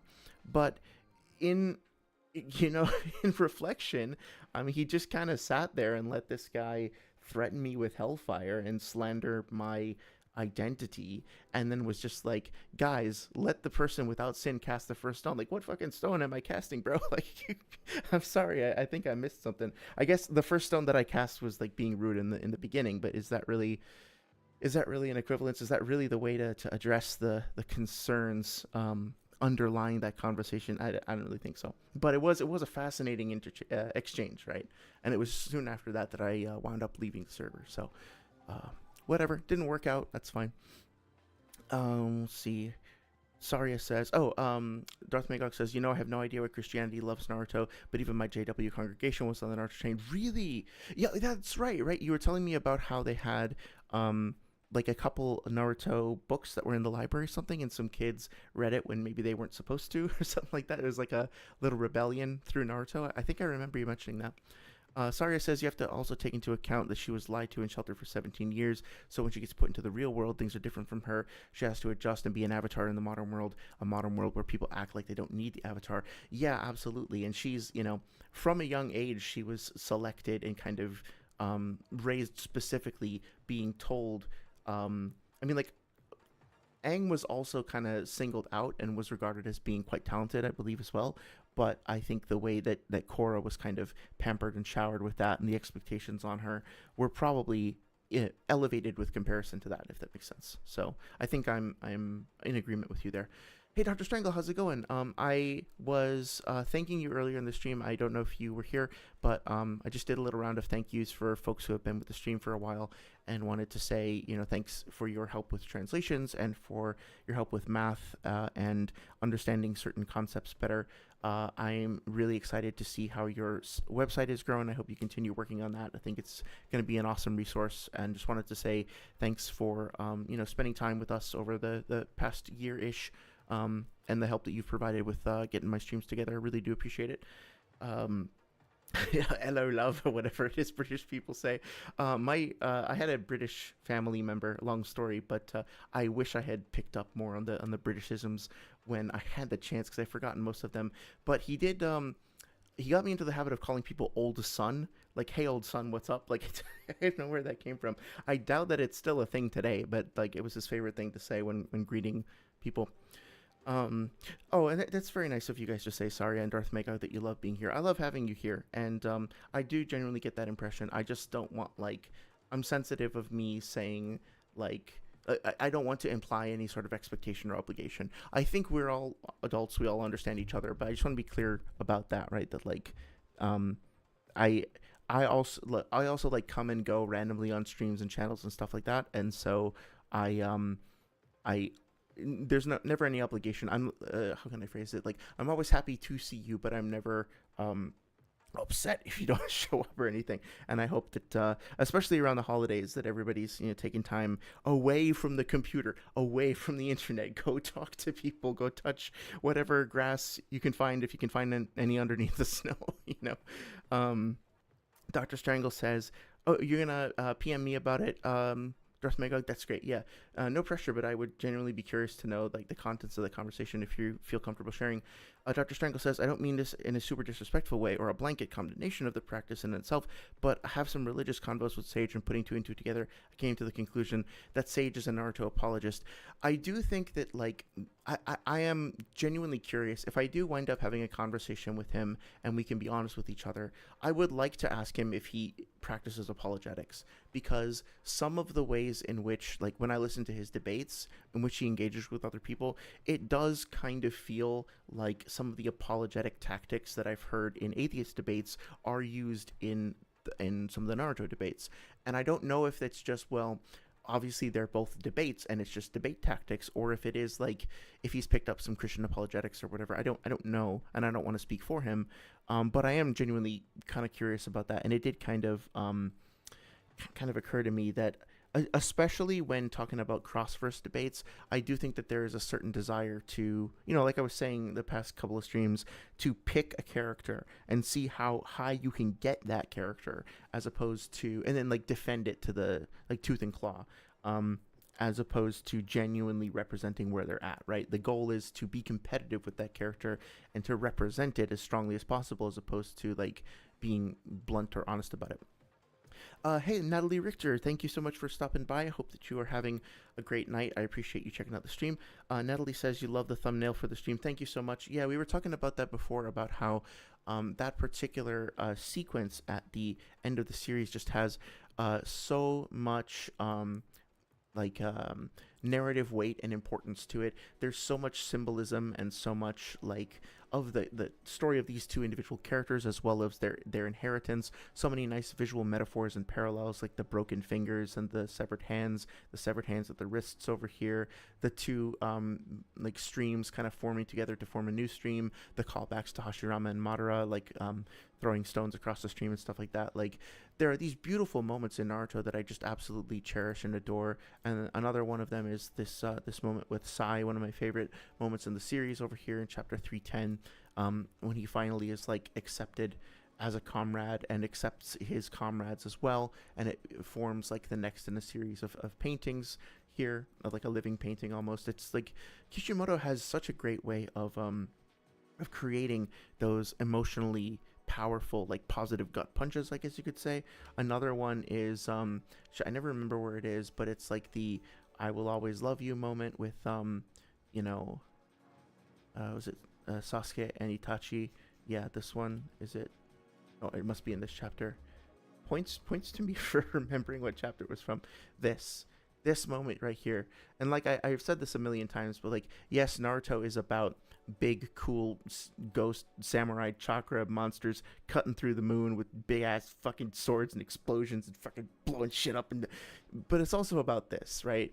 And all of those fights ultimately are projections and manifestations and extensions of the emotions that are behind these characters and what are motivating them to fight so strongly, so ardently for these things. I had a weird conversation with somebody the other day where, again, like I was probably being too spicy. There's no need for me to go around starting shit like this, but I was a little miffed at TG because one of his recent thumbnails. Yeah, let's go to TG's channel for a second. Again, no slander or anything, but I was like a little bit upset because okay, so he actually changed it. I don't think he changed it because of me, but TG had a thumbnail here, and this thumbnail for this video was basically the same thing, except instead of -40 + 25 or whatever, it just said "you're wrong" like right across the title. And I, for whatever reason, I was probably in too much of a pissy mood. I probably didn't need to make this big a deal out of it, to be honest, but I was like, I'm kind of tired of thumbnails like that. I'm getting kind of tired of people being like, "You don't understand this character," or like, "You know nothing about this character," or whatever. And I kind of feel them to be a little bit clickbaity. And I brought that up. Maybe I could have been more polite. But somebody responded by being like, "Why are you?" Yeah, it was basically the same thumbnail, right? And it had like "You're wrong" written like that. And I brought this up, and then people were like, "Why are you overthinking this? Like, why are you weak? Why are you being so soft?" Um, that was so weird. It's like I kind of feel like TG is a really strong content creator, and so he probably doesn't need to be like out there poking the bear like that. He can just make his content, and people will flock to it and enjoy it for what it is. He doesn't need to be like clickbaity. But me bringing that up was like, why are you being so soft? Why are you weak? Like, why aren't you tougher? And I'm like, motherfucker, look what this series is about. Like, yes, it's about um cool badass ninjas and blood and guts and swords and stuff like that. But I mean, like, look at this, right? Like, these characters are like crying and they're going through a lot of emotions. This fight wouldn't mean anything if it was just like an assassin beating the shit out of another assassin, right? Like, all of this is what this series has always been about. And the fights have always been like an extension of that. Like, Haku's death and Zabuza's redemption at the end. Yes, it's about this. It's about the blood, and it's about goodbye demon. It's about like the one-liners and the choppy choppy and the stabby stabby. But also, it's about this, right? You can't have any of this other stuff up here. This doesn't mean anything unless you have these moments. And there are other series where you don't have to deal with this. If you don't want the softness, you don't want the crying, you don't want the emotions, there's plenty of other series where they don't really get into this. This is part of what makes Naruto special for me, is that like there are the kind of brutal, cold, like moments like this, but Kishimoto is really good at exploring a whole range, a whole spectrum of emotion, and using different sides of that spectrum of emotion to give context to each other. So the dark brutality gives context to the sense of connection, the, Inari losing his father in the brutal way that he did ultimately winds up being part of his story of becoming courageous and everything, and that ties into, I mean, like, we're on a bridge again over a body of water, like it's a theme motif that keeps coming up and all that. So yeah, all of this stuff is very important. If you don't like this, if you think like advocating for stuff like this is soft, then you're reading the wrong series. Anyway, I really appreciate your support and your kind words, Natalie. Thank you so much for stopping by and chatting with us tonight. Loha says, a lot of people use sob stories appeals to emotion instead of solid points. Well, on the other hand, yeah, if you are having a debate with somebody and you try to be emotionally manipulative, I guess there's something to be said for not wanting to do that in the context of a debate or a competition, right? If you are here's the thing, like I'm struggling to find the balance between debate versus analysis. I used to think that if you are engaging in a debate, in order to do it well, as I've mentioned before, you need to develop like a very close and detailed and accurate and almost scientific understanding of the stuff you're talking about. But once I started to realize that a lot of debate tactics involve like subtle and not so subtle emotional manipulation and like intimidation and confusion and stuff, then it's like, well, that's not really always the case, right? So I think first and foremost, it's just important to be fair to one another, to try to treat each other with a little bit of respect. Not that you can't have rivalries with people, but like if you're gonna bother taking all this time and putting in all this effort and energy that is required to make to prep for and engage in a debate with somebody about this stuff, like at least like try to give somebody the benefit of the doubt that they are doing the same thing, and like be respectful of that, even if you don't respect the the way that they comport themselves, if that makes sense. Hope that kind of addresses your point. Bonjour Nat, hello Sariez. Darth Magog says Sage does lean religious when he power scales, except in crossovers, and he gets a little more scientific. Yeah, I think that doesn't surprise me. I think that again, I really don't want to like speak for other people. I am hesitant to do that. But what I have seen from some content creators, not just Sage, in the Naruto community, definitely reminds me of how I saw people like advocate for their religious beliefs amidst a culture of atheism, if that makes sense. Where first and foremost you have to defend your man, you have to protect this house, um, and then how you do it is sort of secondary to the fact that like of the mission itself. It's like the devil's in the details, I guess. But ultimately, like we are here to defend. You know what I mean?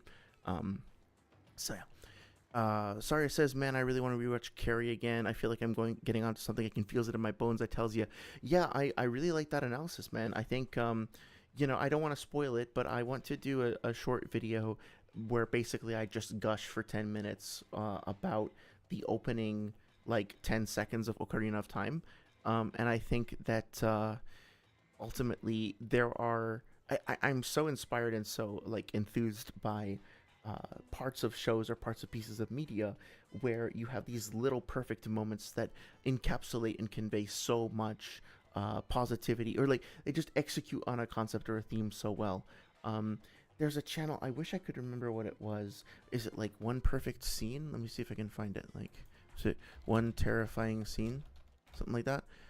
Yeah, so I think this channel, Trey Clancy, obviously they're gonna spoil it, and obviously it's a little bit different than what you're talking about, but he kind of goes through and talks about specific individual scenes and moments from horror movies, and kind of talks about them in a okay, okay, okay, all right, okay, that was yeah, that is what it is. Okay, I was not expecting that. But anyway, um, one of these things is not like the other. God damn it. Yeah. Basically, just identifying individual scenes that are very how do you say it? Like emblematic of the overall storytelling proficiency of the rest of the piece of media that they're from. I hope that makes some sense. So, if I forget, I think you're not a huge fan of horror, so I'm not sure if this will be right up your alley, but it might be worth checking out if you are curious about it. Uh, but well, I mean, we're talking about Carrie after all. It's a horror movie, so yeah, I'm sure you'll get something out of this. Natalie Richter says, "I love Naruto. It's such a good show." Yes, I adore it. I really do, and that's why I started, talking about this stuff in the first place. Is because when I found, where is it? This video right here, like in a way, kind of changed my life because this is a video of a live stream debate between Swag Kage and what's his name? Six versus Afro Senju and Kabuki Sage, and they talked about the matchup of Sakura versus Madara. And honestly, like when I found this, I was kind of shocked because not only was there an online Naruto community that I didn't really know anything about, not only was it very vibrant and thriving, and there was like hundreds of people who were watching this live stream and these big channels that were having debates about it, but also like I was the debates that they were having apparently required a great depth of knowledge on the subject matter. And as I started to listen to this and started to listen to the Kakazu versus Pain debate that Swag Kage did with Noodles, I also was like, wow, okay, there's a lot of stuff here. And I'm just so excited. I'm so excited that there is this community about the series that I love. And there's people that are so passionate. They're spending so much time. They're putting so much effort into having these conversations with one another. I'm thrilled. And then it's sort of been like a back and forth, like a bit of a slingshot for me over the past couple of years, because at times I've been extremely dejected and disappointed and almost felt like parasocially betrayed when I found out that like some of these channels are very, very dishonest and manipulative and hostile towards each other. But then I was in a weird way grateful for some of that content because that motivated me to learn more about the given subject matter. And then I saw that there was, hey, at the end of the day, somebody puts out a video that is talking about Itachi versus Pain, and I think everything in that video is bullshit. Not to be too arrogant about it, but then I see it gets 500,000 views. 500,000 people came along and cared enough to watch people talk for 4 hours about Itachi versus Pain. How fucking cool is that, right? People love this series, and the series ended years ago. But people are still talking about it. People are still passionate about it. People are still cosplaying it. They're still developing like new analyses, and they're revisiting the series from new perspectives. I don't know if you were here when I was talking about Sybil, the Naruto content creator that I really like. She made this video that is almost 3 hours long on a queer analysis of Naruto, which is absolutely brilliant. Highly recommend checking this out. Again, even if you're not interested in the queer take specifically, there's such a extremely extraordinarily well done character analysis to this video. And when you like, I have a video on my channel that is over 3 hours long. How long is it actually? One second. Um, so this one over here, 3.5 hours long, right? Now, granted, this particular video took a long time. Like I'm very meticulous. I'm very like overly, I think, analytical and detailed about certain things. So not every 3 hour video is going to take this long. But I basically spent all of my spare time in over the course of about 3 months, easily 1,000 hours, like rereading the series and then putting this video together. It's like what was one of the like most difficult projects, certainly in my own personal projects that I've ever done, because of how frankly unhealthy I was in letting it kind of take over my life for a while. I'm very proud of it though, and I think it was totally worth it. But yeah, when I see something like Sybil's video, I know at least to a certain extent how much work that takes. Like this, even if Sybil hired like somebody to edit for her or had like a team of people working on it, it easily took hundreds of hours to put together, I'm sure. And people care so much about the series and are still so inspired by it all these years later, that even as recently as 6 months ago, Sybil and other content creators are working on stuff like this. I don't really appreciate a lot of what Sage of Thick Calves has to say, but look at all the shit that he's made. Look at all this stuff that's coming out, right? Same thing with TG. I think I get along better with TG. Look at all this content that's being made. Look at Virtues, another channel. Like there are all these channels out here who are still so passionate about this stuff and who are generating content after content after content about it. That says something, right? It says something about the quality and the emotional connection and resonance of this series, that it's still garnering so much passion after all this time, right? So I love it too. I hope that is clear from my channel, but yeah, absolutely. Dr. Strangle says, talking with Sage in the philosophy chat of his Discord server, that most of the sources and arguments, not just from him, but others that pop up in the chat, are definitely, defiantly or definitely from the School of Christian Apologetics.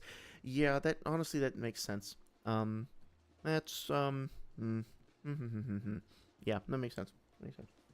I mean, I think if I understand it correctly, like the point of apologetics, as I mentioned before, is specifically to use whatever tactics will be effective in defending your position. And look, I've said this before. It's sort of an awkward way of phrasing it, so bear with me. But like, I think if I said to Noodles, as an example, that he doesn't understand the problems with like his multiversal video or the arguments that he makes, if I said, hey, you don't get the problem with this, as in like if he heard another person say all the things that he was saying, if somebody came at him as his opponent in a debate and made all those same claims, I think he'd be able to spot the problems with them and have some sort of a counter to them. I think if I were to say to Sage, like, hey, you don't understand like the problems with your horse math, or the problems with like the hollow moon stuff in Naruto or whatever else, or the problems with like the Kaguya scaling. If I said you don't get that, it would be such an egregious insult to his intelligence. In other words, like I think I'm very confident that he is fully capable of, intelligent enough, hardworking enough, like astute or perceptive enough to know that what he's saying is bullshit. And that's part of what frustrates me so much, is because I feel like I'm getting gaslit, like indirectly. And one of the most like the easiest ways to piss me off and to just like make me feel like I'm losing my fucking mind is to be gaslit. I don't know if you've ever been on the receiving end of that. I hope you haven't. But when somebody tries to like acts in such a way that it's like they're like an imposter or something, like they're acting in a way that is totally at odds with what you know about them, what you understand about them, it makes you feel like you're going crazy, right? It's extremely disconcerting. It feels like it almost like taps into this like uncanny valley fear in the deep parts of our brain. Like I genuinely believe that. So at least for me anyway.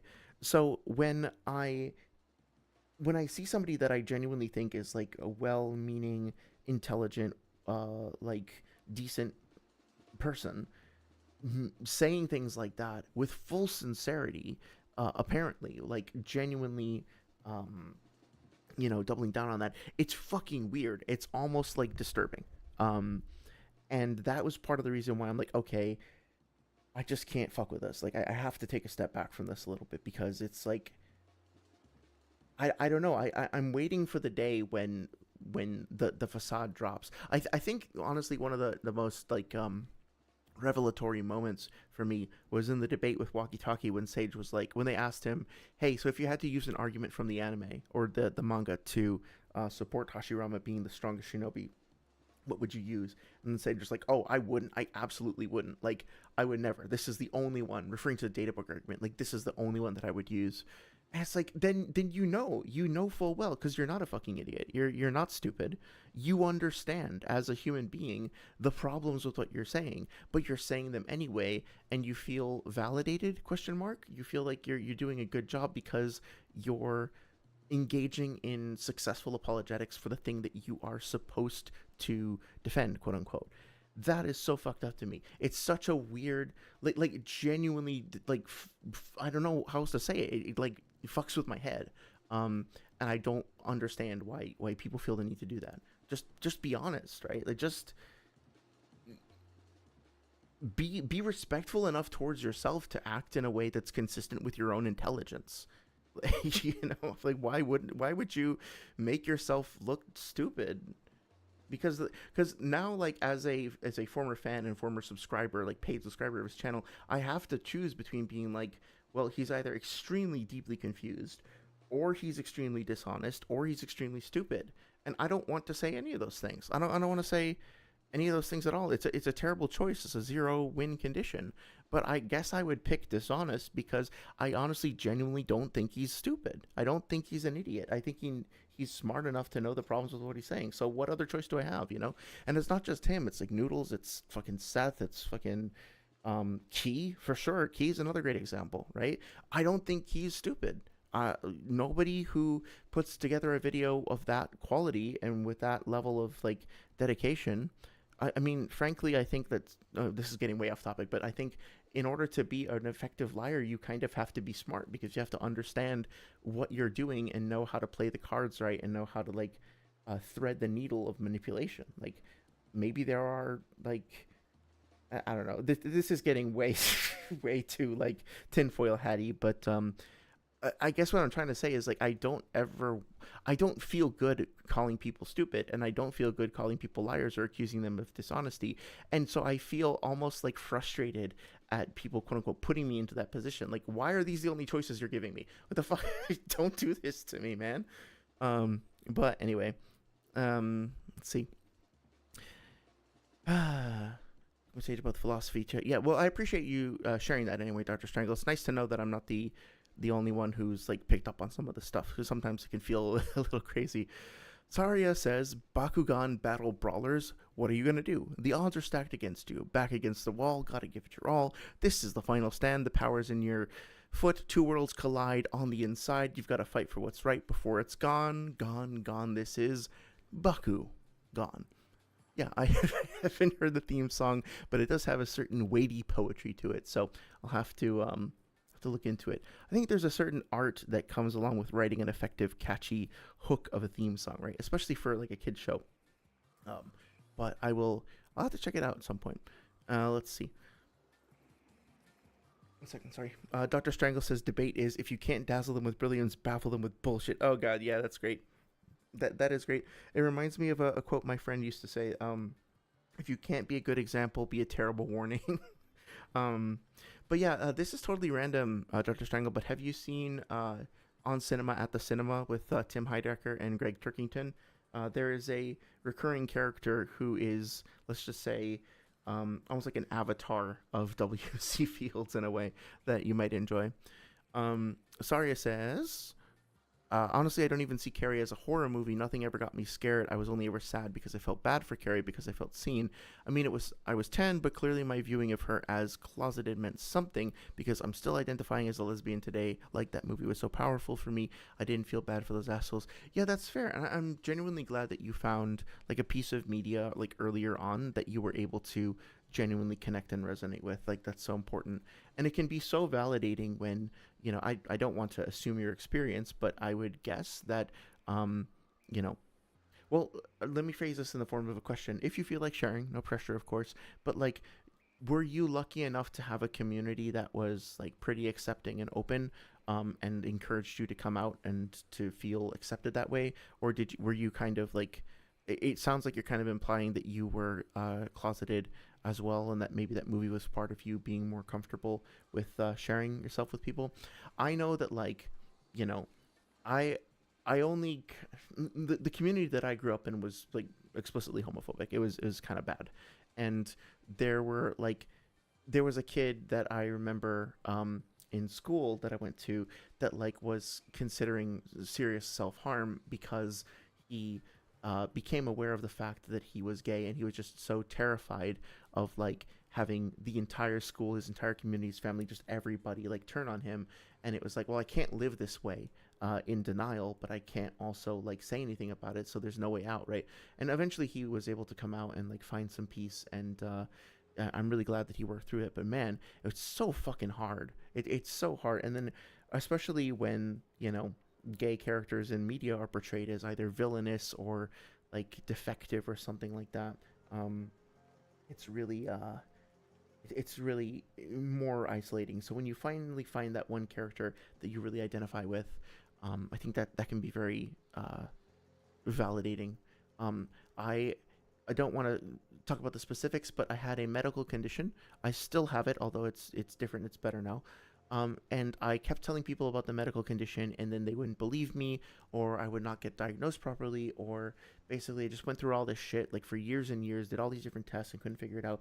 And then I finally figured out that there was a term for it, and that there was like resources, and that I wasn't crazy. And like I still haven't been able to cure it because it's a very difficult thing to actually fully resolve, and I might never uh, fully get over it, but I still remember the moment where I saw that term, I saw the word, and I understood that there was actual medical precedent for what was happening. And I just broke down crying.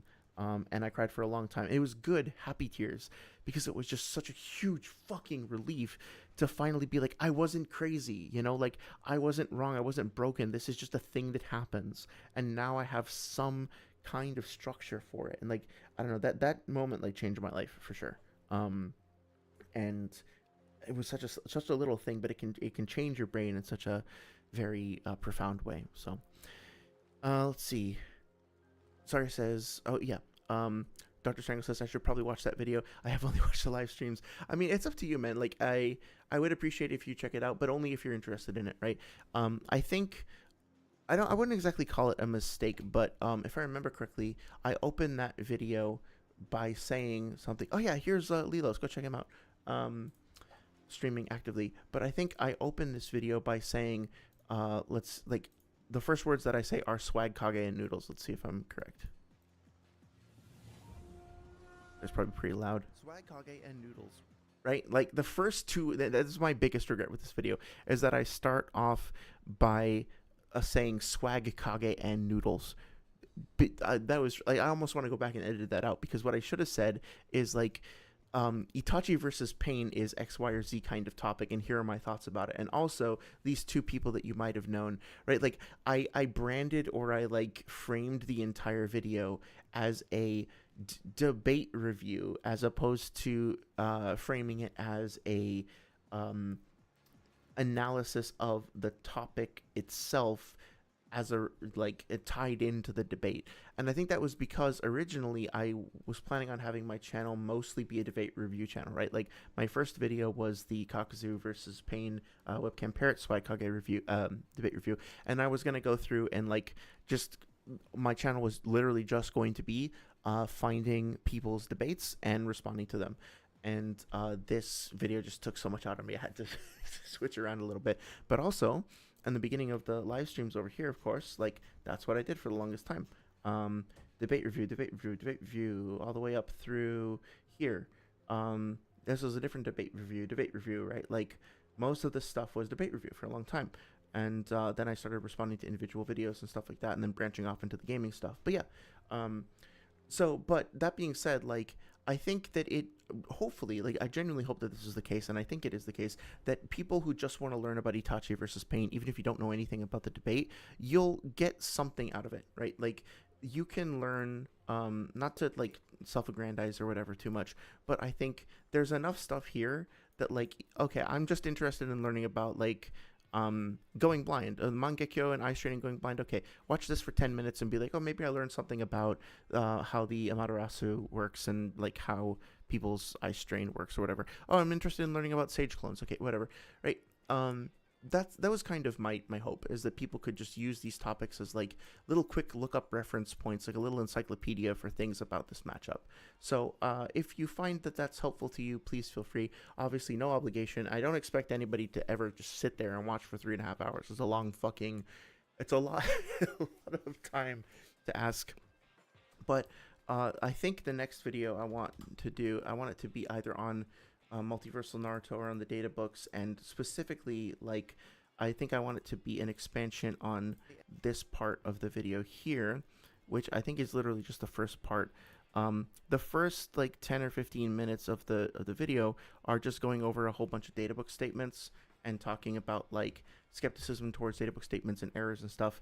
And I want to expand on that because I really do think, like, if I could, you know, use like a Thanos snap my glove or whatever and remove like for all time one source of confusion, like what I think is the biggest source of confusion and problems in hostility in the Naruto debate community, it would be the data books. Not the data books themselves, because just like for an average reader, for somebody who's like, I don't know, mentally well adjusted, who just picks up one of these books and reads them like a normal human being, they're perfectly fine books. They are fun, they're entertaining, they're well written, they're well designed.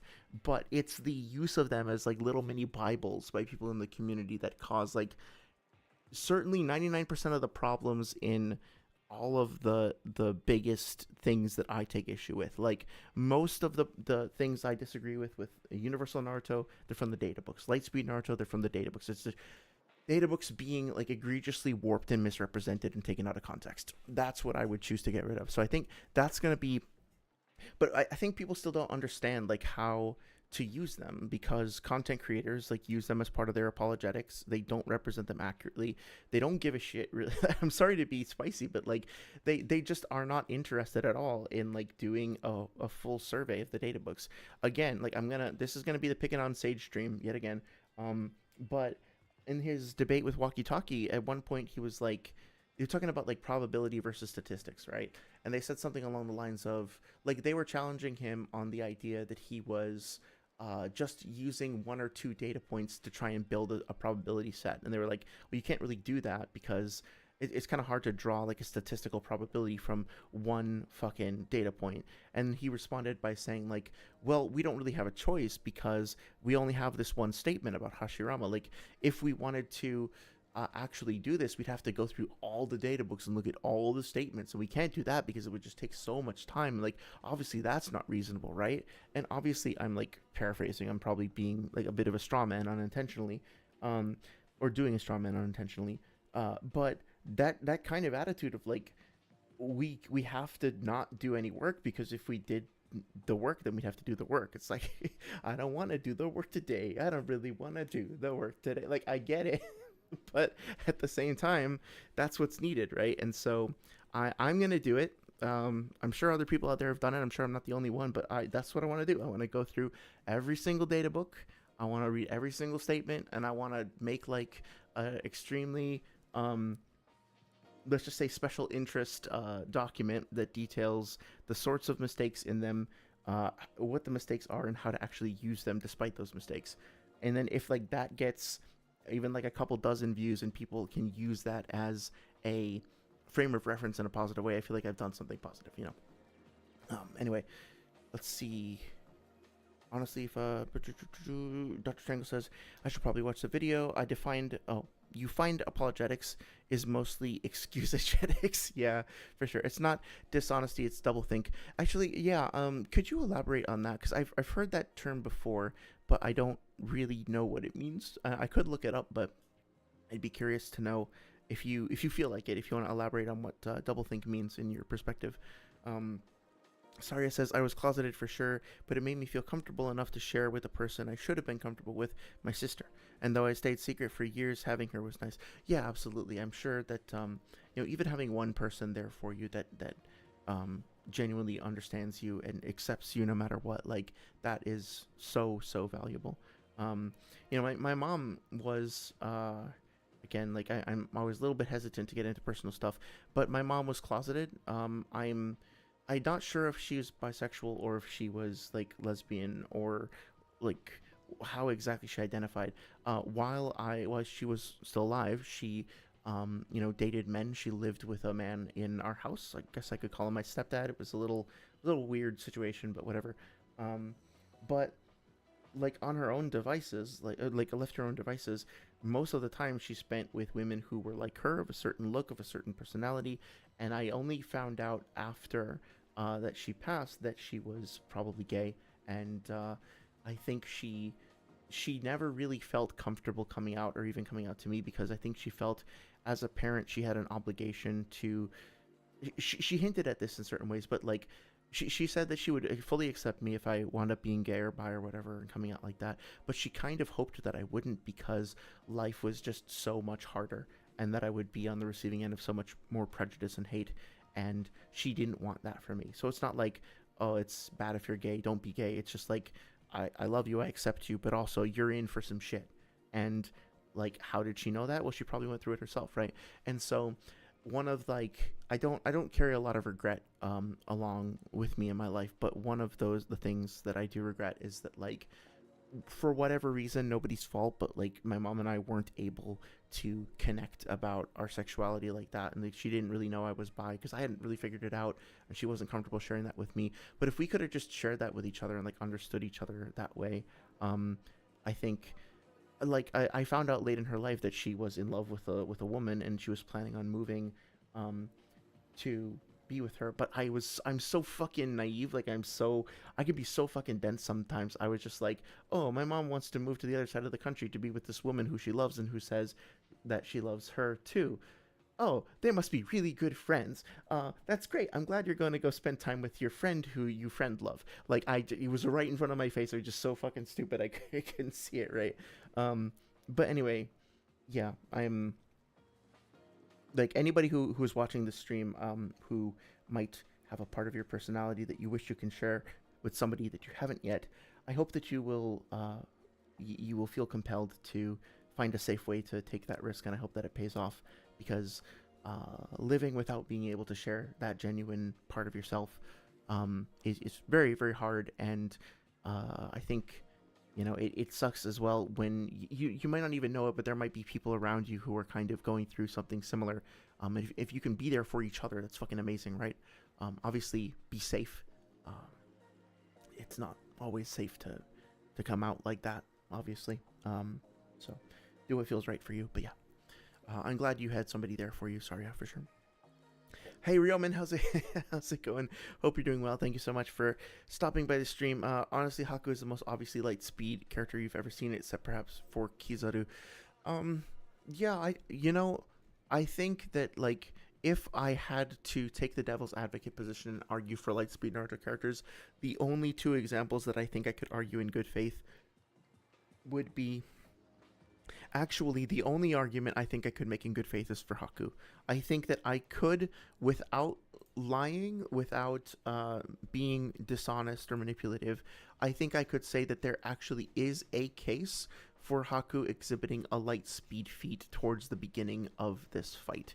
I don't personally believe it because I think that there is evidence against it. Like, um, the evidence against the hypothesis is strong enough that it instills a reasonable doubt, so to speak. So I don't hold that position. I don't hold that belief. But I think that if I were to argue for it, I could do so in good faith by saying that, like, there are like this moment here. To me, if I had to pick one actually light speed feat in the series, that they would be this moment right here. That being said, there are things to consider, which is that okay, if Haku is literally moving at the speed of light here, then this has some really weird implications for the physics in Naruto. Meaning the amount, like I'm sure I've showed you that video before of like, but I'll bring it up again because what if with Randall Monroe baseball. So if you're interested at all in like light speed physics and stuff like that. I'm sorry, that's probably really loud. Watch this video. What if you threw a baseball at nearly light speed?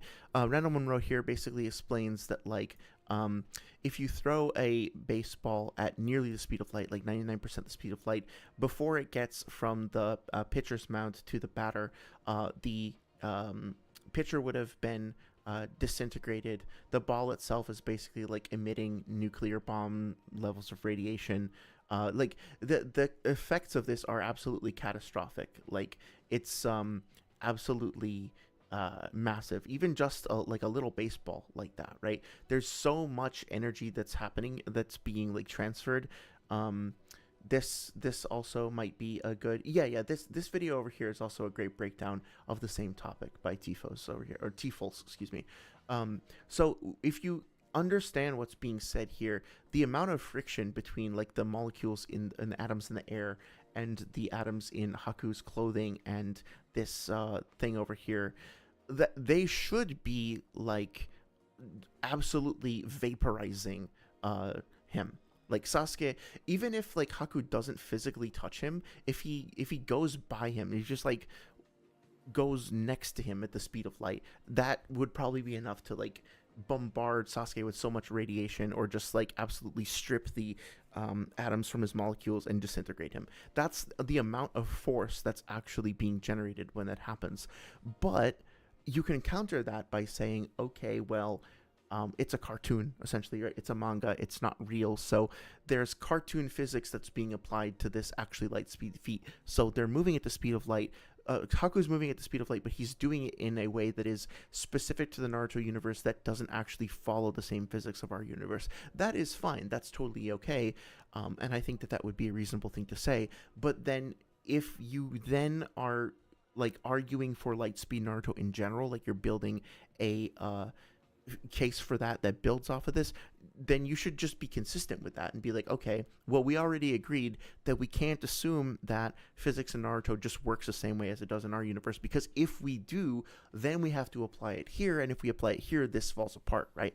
So it's I guess more and more over the past year, I'm just really realizing that when you apply a power scaling perspective, especially a power scaling perspective that goes into like a debate mentality, it really just applies all these very strict, very rigid constraints to your interpretation that don't allow you the flexibility to really develop, in my opinion, the correct, or at least like more nuanced understanding of the series. And people will counter that by saying, okay, well, like obviously the the comic creators like Kishimoto and all of them, actually they do power scaling, right? Because they have to maintain a certain amount of scaling within their own universe. And yeah, they do. Like they have a concept of like Orochimaru being stronger than Kakashi, being stronger than Sasuke. There is a scale, but the fact that there is a scale of power within the universe doesn't mean they are doing power scaling noun, like the proper noun or whatever. They're not doing it in the VSP, CSAP,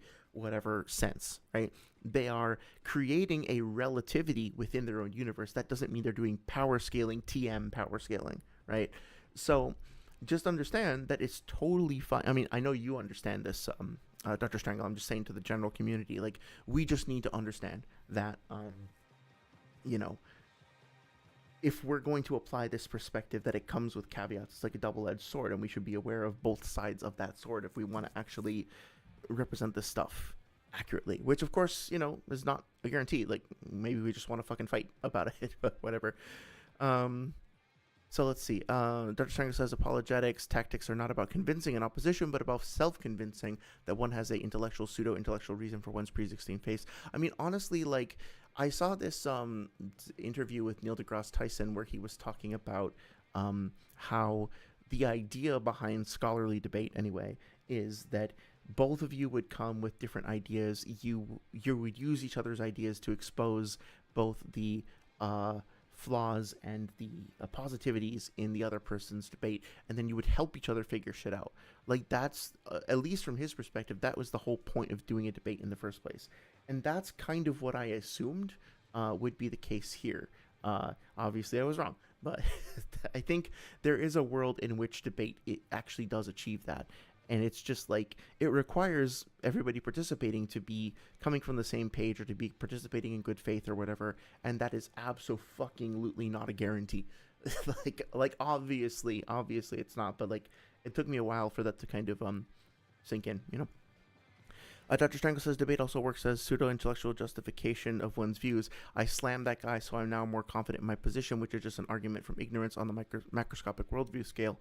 Yeah, so it's interesting. I do think that that also has a very deleterious effect on the community at large, because what I think happens is that if you see a debater like Noodles who quote unquote wins a lot of debates, you wind up you talk to people about it in the comments section, and they will be again, like I don't want to straw man. I feel like I'm going to inevitably, because I'm like talking about people who aren't here, but essentially you get this attitude that appears or surfaces where it's like, well, this person is a great debater. They have won all these debates. The other person who was debating against them lost the debate, so the person who won the debate is correct, right? And it's like they genuinely believe, like it's not, this is not to slander them, but they genuinely believe that like you wouldn't be winning a debate in the first place if you weren't correct, right? And I used to believe that too. I had the same kind of like, I guess, naivete or faith or whatever you want to call it, but like, yeah, I mean, if Swag beat Noodles in the debate, it obviously is because Swag understands the series better and he made better arguments, right? Well, not necessarily. Neither of those two things are necessarily true, and that's a tough pill to swallow. Especially if you are hoping for debates to be like this crucible to help people better understand things and like burn away bad ideas or whatever. But yeah, I don't know. Dr. Strangle says doublethink thought marked by the acceptance of gross contradictions and falsehoods, especially when used as a technique of self-indoctrination. That's actually kind of a chilling phrase, or self-indoctrination. But yeah, that makes a lot of sense. Saria says, I can't relate. I love reading lore books. I've read through the Hyrule Historia, French, English, and Japanese multiple times, Zelda Encyclopedia, Creating a Champion, and Masterworks too, because having that information crammed into my brain is like, oh, that's wrong. Hey, that's wrong. And then Crisis can hide my comments on his YouTube channel, and it's funny. I mean, like, I love that shit too. I think it takes a lot of work, and it's a special skill set, and it's something that I value greatly personally. The ability to create like an expanded or like to expand upon a universe that you create with supplementary materials. And like I think that the Naruto data books can do this in a very good way too. I know we're all familiar with the story of Kakuzu getting his Jungu, the Earth Grudge Fear Jutsu, by getting revenge on the village elders who betrayed him. Unless I'm deeply mistaken, none of that ever gets mentioned in the comic. The only thing that's mentioned in the manga or the anime is that he fought Hashirama, and that's it. Like, he survived it somehow. But at the end of the day, like, it's the data book that provides this additional elaboration on that whole history, and that's great. There's no direct corroboration for it, so it's one of those things where it's like, somebody sage or somebody could challenge me on this and be like, well, why do you just believe that at face value, but you don't believe Lightspeed Naruto at face value, right? Like, fair, we could have a discussion about that. But either way, like, I do genuinely think that the data books can volunteer new information that adds and expands on the series, and that is true of like the guidebooks for Dark Souls. Like, there's lore information in the guidebooks for Dark Souls, and even like the Freema strategy guides and shit like that you wouldn't know about if you didn't if you just played the games. That's great. I love that. I think it's another form of artistry. It's a way of expanding the art, so yeah, that's great. I don't think there was anything wrong with that at all. Oh yeah, and and they were roommates. Ryoman says kinetic energy isn't represented accurately in Naruto. Yeah, I think that's the author is under no obligation to cater to our debate sphere. Like he can do whatever the fuck he wants with and be as inconsistent as he wants. That's the other thing. There's this assumption of consistency that goes into a lot of like scaling calcs. Um, that look, I think again, like I think folks like Sage and maybe Noodles are probably smart enough to understand the lack of consistency in these things. I think Sage has said so explicitly before to give him some credit. Um, but as a result, it's like because things are so inconsistent and can be self-contradictory, that's kind of why you have to like you shouldn't do this, but this is why people I think data mine or quote mine or whatever the term for quote mine. They'll just like go through and like filter out and cherry pick and quote mine specific things, and then they'll just like double down on that because they know there are contradictions, they know there's problems, but if they can just steer the topic of conversation away from those things, then they don't have to address them, and that's just bullshit, right? Like that's it's just such a shallow and vapid way of representing a source material. But you're supposed to win. You're supposed to clear your points, right? So whatever, whatever, man. It's not for me. Um, 2 panels up when Haku is appears in all the mirrors. I think it's the only time Haku's moving in speed of light. Over here. Oh, that could be. Yeah. I guess that it comes down to whether or not you believe Haku is actively, constantly moving between all these mirrors in this moment, or if it is literally just his reflection. I like the idea that somebody else suggested. I forget who it was. That basically, like, excuse me, I'm sorry. That Haku is essentially in like a Kamui pocket dimension, and each of these mirrors is really just they're just different reflections of the same doorway out of the Kamui dimension type thing in different places in space time, and so he's basically just picking whichever door he wants to come out of. But if you're looking through the doors from the other side, you're just looking into the same exact space time coordinates within his Kamui, quote unquote. So you're always seeing him as like being exactly the same in exactly the same space, even though he technically has access to multiple ways of crossing back over into your space time or dimension or whatever you want to call it. I don't think that's exactly how it works, but I really like the idea that there's more space time manipulation going on here, because again, like, you know, we do see him essentially go from 3D to 2D. I mean, that's not literally what's happening, that the ice sheet has some thickness, but he's flattening himself out, right? So like either he's literally flattening himself out, or he's constantly traveling between all the mirrors, like all at once, all the time, or he's in some other, like, he's like dimensionally shifted or something. And I think that there is enough precedent for weird space-time dimensional manipulation shit throughout the series, that actually kind of makes sense. But I mean, that's a whole other fucking topic potentially. Let's see.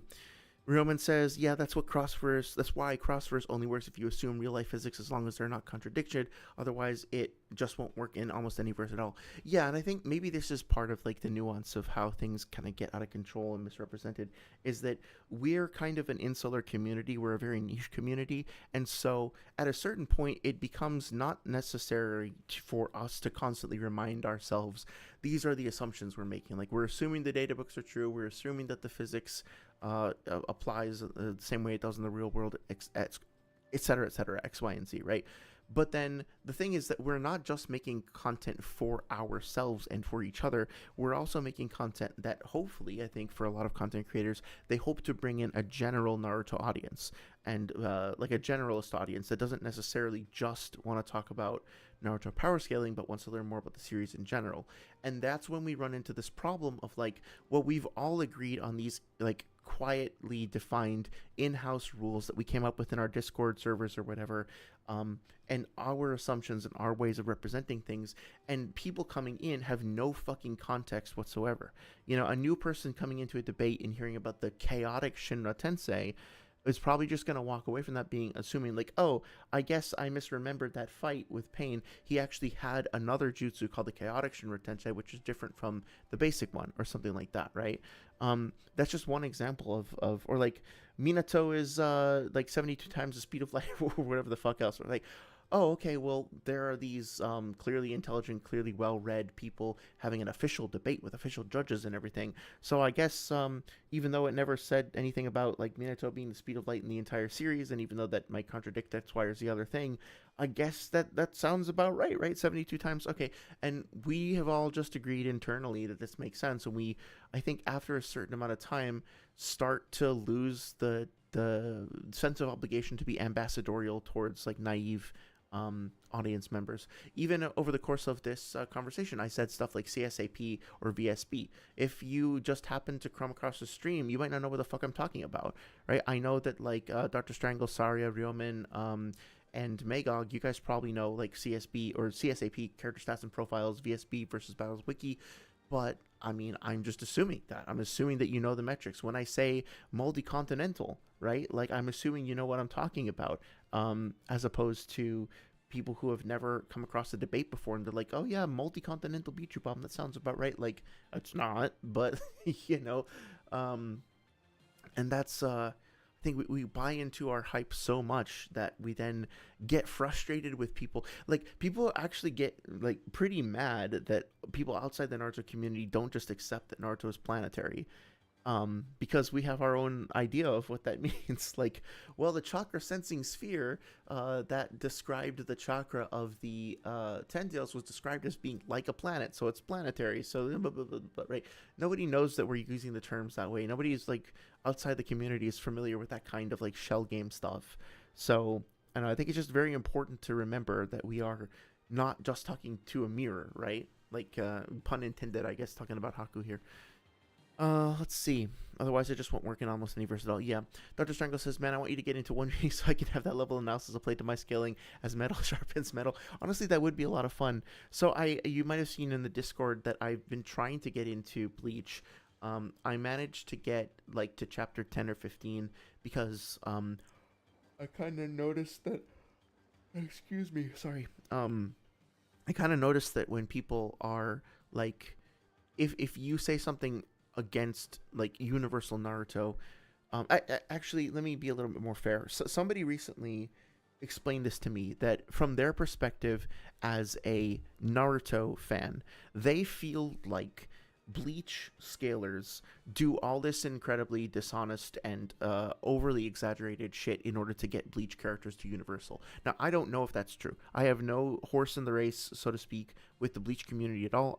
I'm not a member of that community. I don't know anything about Bleach really as a comic either. But this person on YouTube said that their perspective is that they think that Bleach scalers massively upscale Bleach characters to get them to Universal, and they use these certain kinds of arguments and they use these certain kinds of tactics. And so if the Bleach people are going to do it, then why shouldn't we in the Naruto community do it too? Because they then use their conclusions that they come to through those means to lord it over us that Bleach is better than Naruto, so we should be using the same tactics too. It's only fair, right? And I can sympathize with that, right? Now, obviously, you guys know that I feel like we shouldn't stoop to that level, so to speak. We should be honest, and hey, if they're gonna like be dishonest and misrepresent things, that's on them. That's their fucking problem. But I also get it, how it feels like, well, how come they get to get away with cheating and we have to just like, play the boring, honest version of the game, so to speak, right? Like, I don't know. It can feel frustrating. It just feels very unfair. So I can sympathize with that too. And so I want to understand One Piece, and I want to understand Bleach so that I can actually speak to that. Like, what are the conversations that are being had? What are the tactics that are being used? Is that actually the case? I won't be able to speak to it honestly unless I read both series. But I'll be honest, man, like, I already forgot everything that happened in Bleach. Like, I'm only 15 chapters in, and all I can tell you is that Ichigo, the Hollows used to be people, and now they try to feed on their family members and then feed on other people. Ichigo takes the powers from the Soul Reaper, and he agrees to like assume her duties since now he takes her powers. And if he kills a Hollow, well, he's not actually sending them to hell. He's sending them to the Soul Society, which is like a peaceful ending for them. That's all I remember. I have no idea who that character was with like the big boobs and like the one eyeball on the wrong side of her head. Like, I don't know. Like, I just can't follow it. And so I think it would take me like a year at least to read through One Piece or Bleach. And like, retain enough information to be able to talk about it. I did like the scene in One Piece where the guy is like early, it's like chapter 10 or 15, where the guy is like, is it Zoro or I forget what his name is. He's like tied up on a post in the middle of like some estate, and a little girl tries to give him a rice ball, and it falls in the dirt, and he eats the rice ball anyway. That's kind of funny. That's kind of cute. Um, but anyway, I'm way behind on all that stuff. But I'm definitely, I've tried, and I'm not giving up yet. I would like to be able to actually have an informed discussion about that. So I'm gonna try to keep going back to it and make my make some progress with it, and I'll stay in touch too. Saria says, this is why I say, and I say it all the time, the science I use for Zelda is mostly to educate on topics I'm passionate about. If someone asked me to explain the physics of Melt, I'd say Magic Dorito go brr, brr. Yeah, I mean, that's, honestly, like, we talked about that before, but I feel like, if I were to take like to teach a course in like an intro physics course or something like that, I would look for things like this. Like I would be like, I want to teach you guys about physics that you might have seen um, in popular media, and how things are represented, and then like show you how this actually connects to real world physics, and maybe hopefully inspire your own interest in it, and then you can kind of go off on your own. Like, I'm going to keep learning about string theory. I would have not done that if I hadn't have had an excuse to look into it, but now I think it's really fucking cool. I can say fermion and boson at a party who and actually know what they mean. So, first I have to actually go to a party, but you know the point. You know what I'm trying to say, right? Um, Gustav fucking dies so I'm in. Yeah, exactly. Um, God, I am so looking forward to. I still don't know who Simon is. I know that Simon's supposed to be a big deal, but I have no fucking clue. I feel like there's still so much I haven't figured out about this game yet. So, um, really looking forward to Thursday to continue. Actually, it's Thursday Christmas. Thursday's Christmas. God damn it. Maybe next Sunday is gonna be like a marathon. Maybe I'll start at like 4 on Sunday and just go for like 6 or 8 hours and just like see how far we can get in Clair Obscur, because it's like I should finish it before the new year. I mean, it's like fucking 6 months I'm playing this game.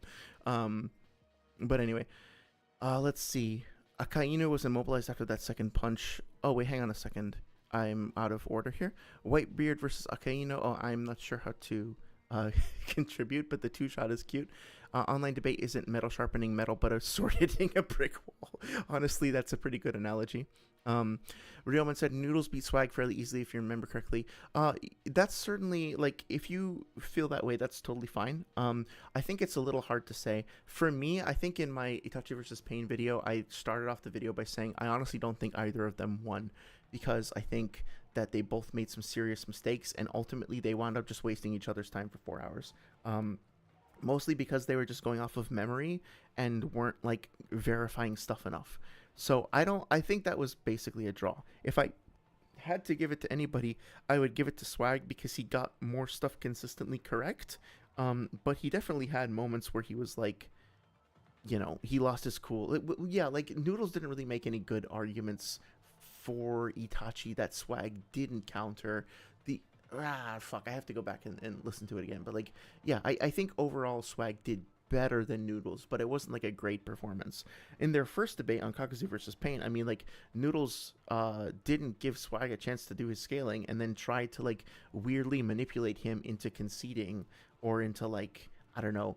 You just go watch the last half an hour of the debate, and you'll see what I mean. It's like he tries to worm his way out of the loss there. And in my opinion, like, if I were a judge on that, I would say that he just loses by forfeit, because he just like fucks off. So that's inconclusive, to be generous, but no, I think Swag makes some really weird arguments to start off with, and Noodles holds his own and like calls him out on them. But then around the 30 to 45 minute mark, it completely switches, and that Noodles just has like nothing for the rest of that debate. It's like really silly. That was the one where it's like, are you gonna say for the camera that you think Asuma could beat Sage Naruto in a fight? So yeah, that was very, very funny. I don't know of a single Noodles debate that I've heard where I genuinely think that he had a clean sweep and genuinely, like, honestly won. I think maybe I heard one where he was like, he debated against King Bullet or Striker or something like that, and like at a certain point, the opponent really just fumbled the ball. There's probably like one or two like that. Maybe against Jay the Great. I think, or not Jay the Great. Batman. I think because Batman like tends to lose his cool after a while, and you can kind of tell.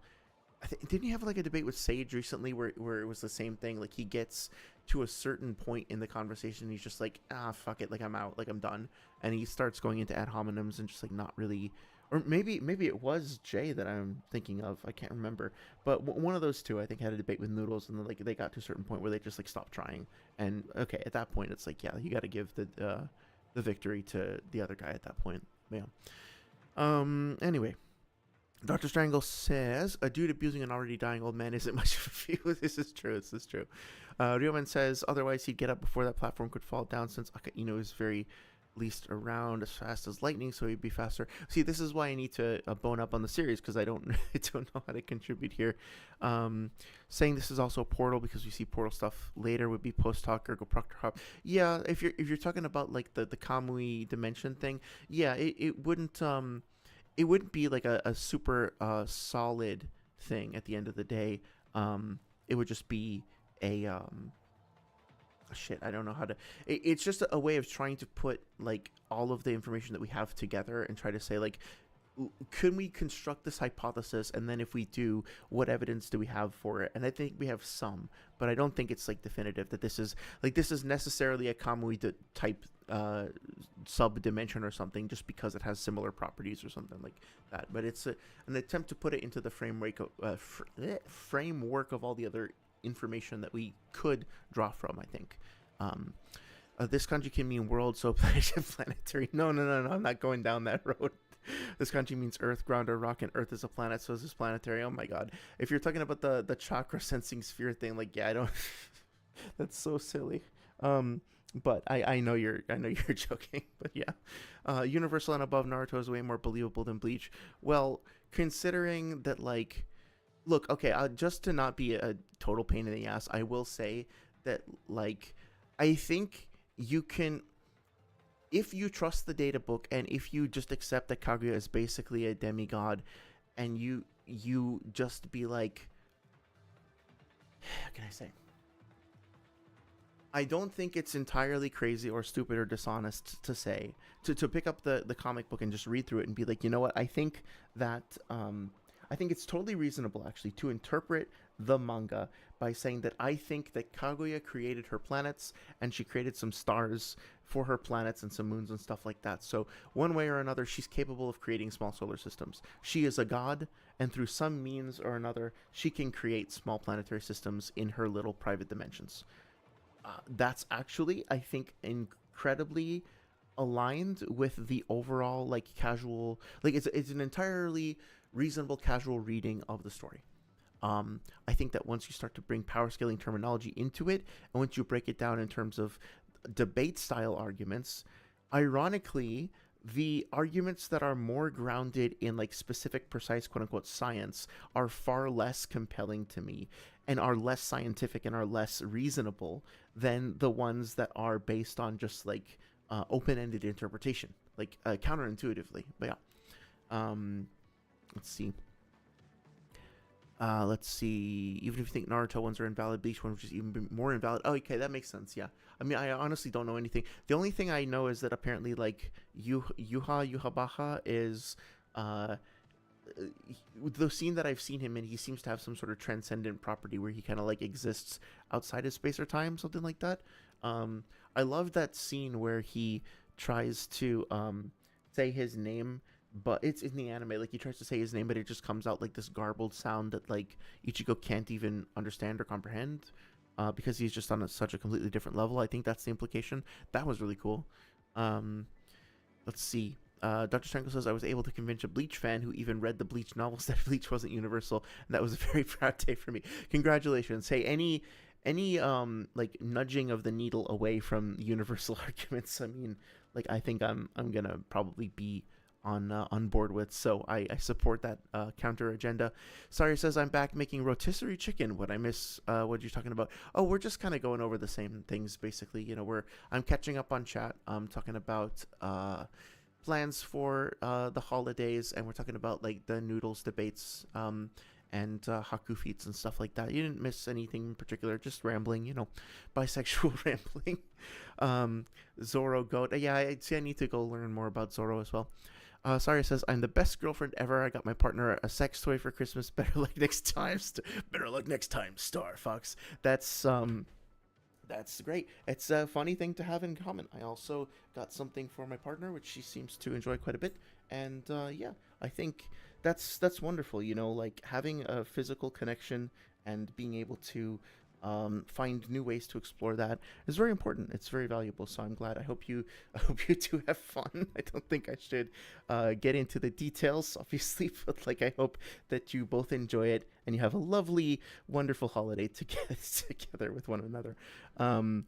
But yeah, I on that note, I found out about this is my first endorsement on the stream. I found out about a website called extremerestraints.com from the My Brother and Me podcast, which I really enjoy.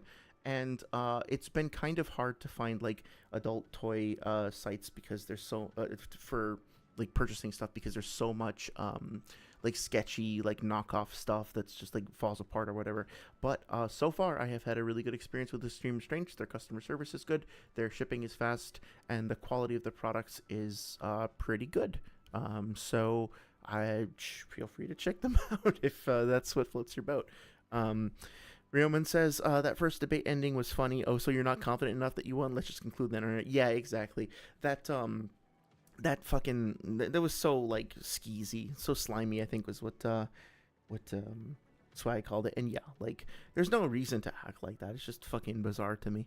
But anyway, Rioman says, haha, that first debate ending. I'm sorry, I just read the same thing.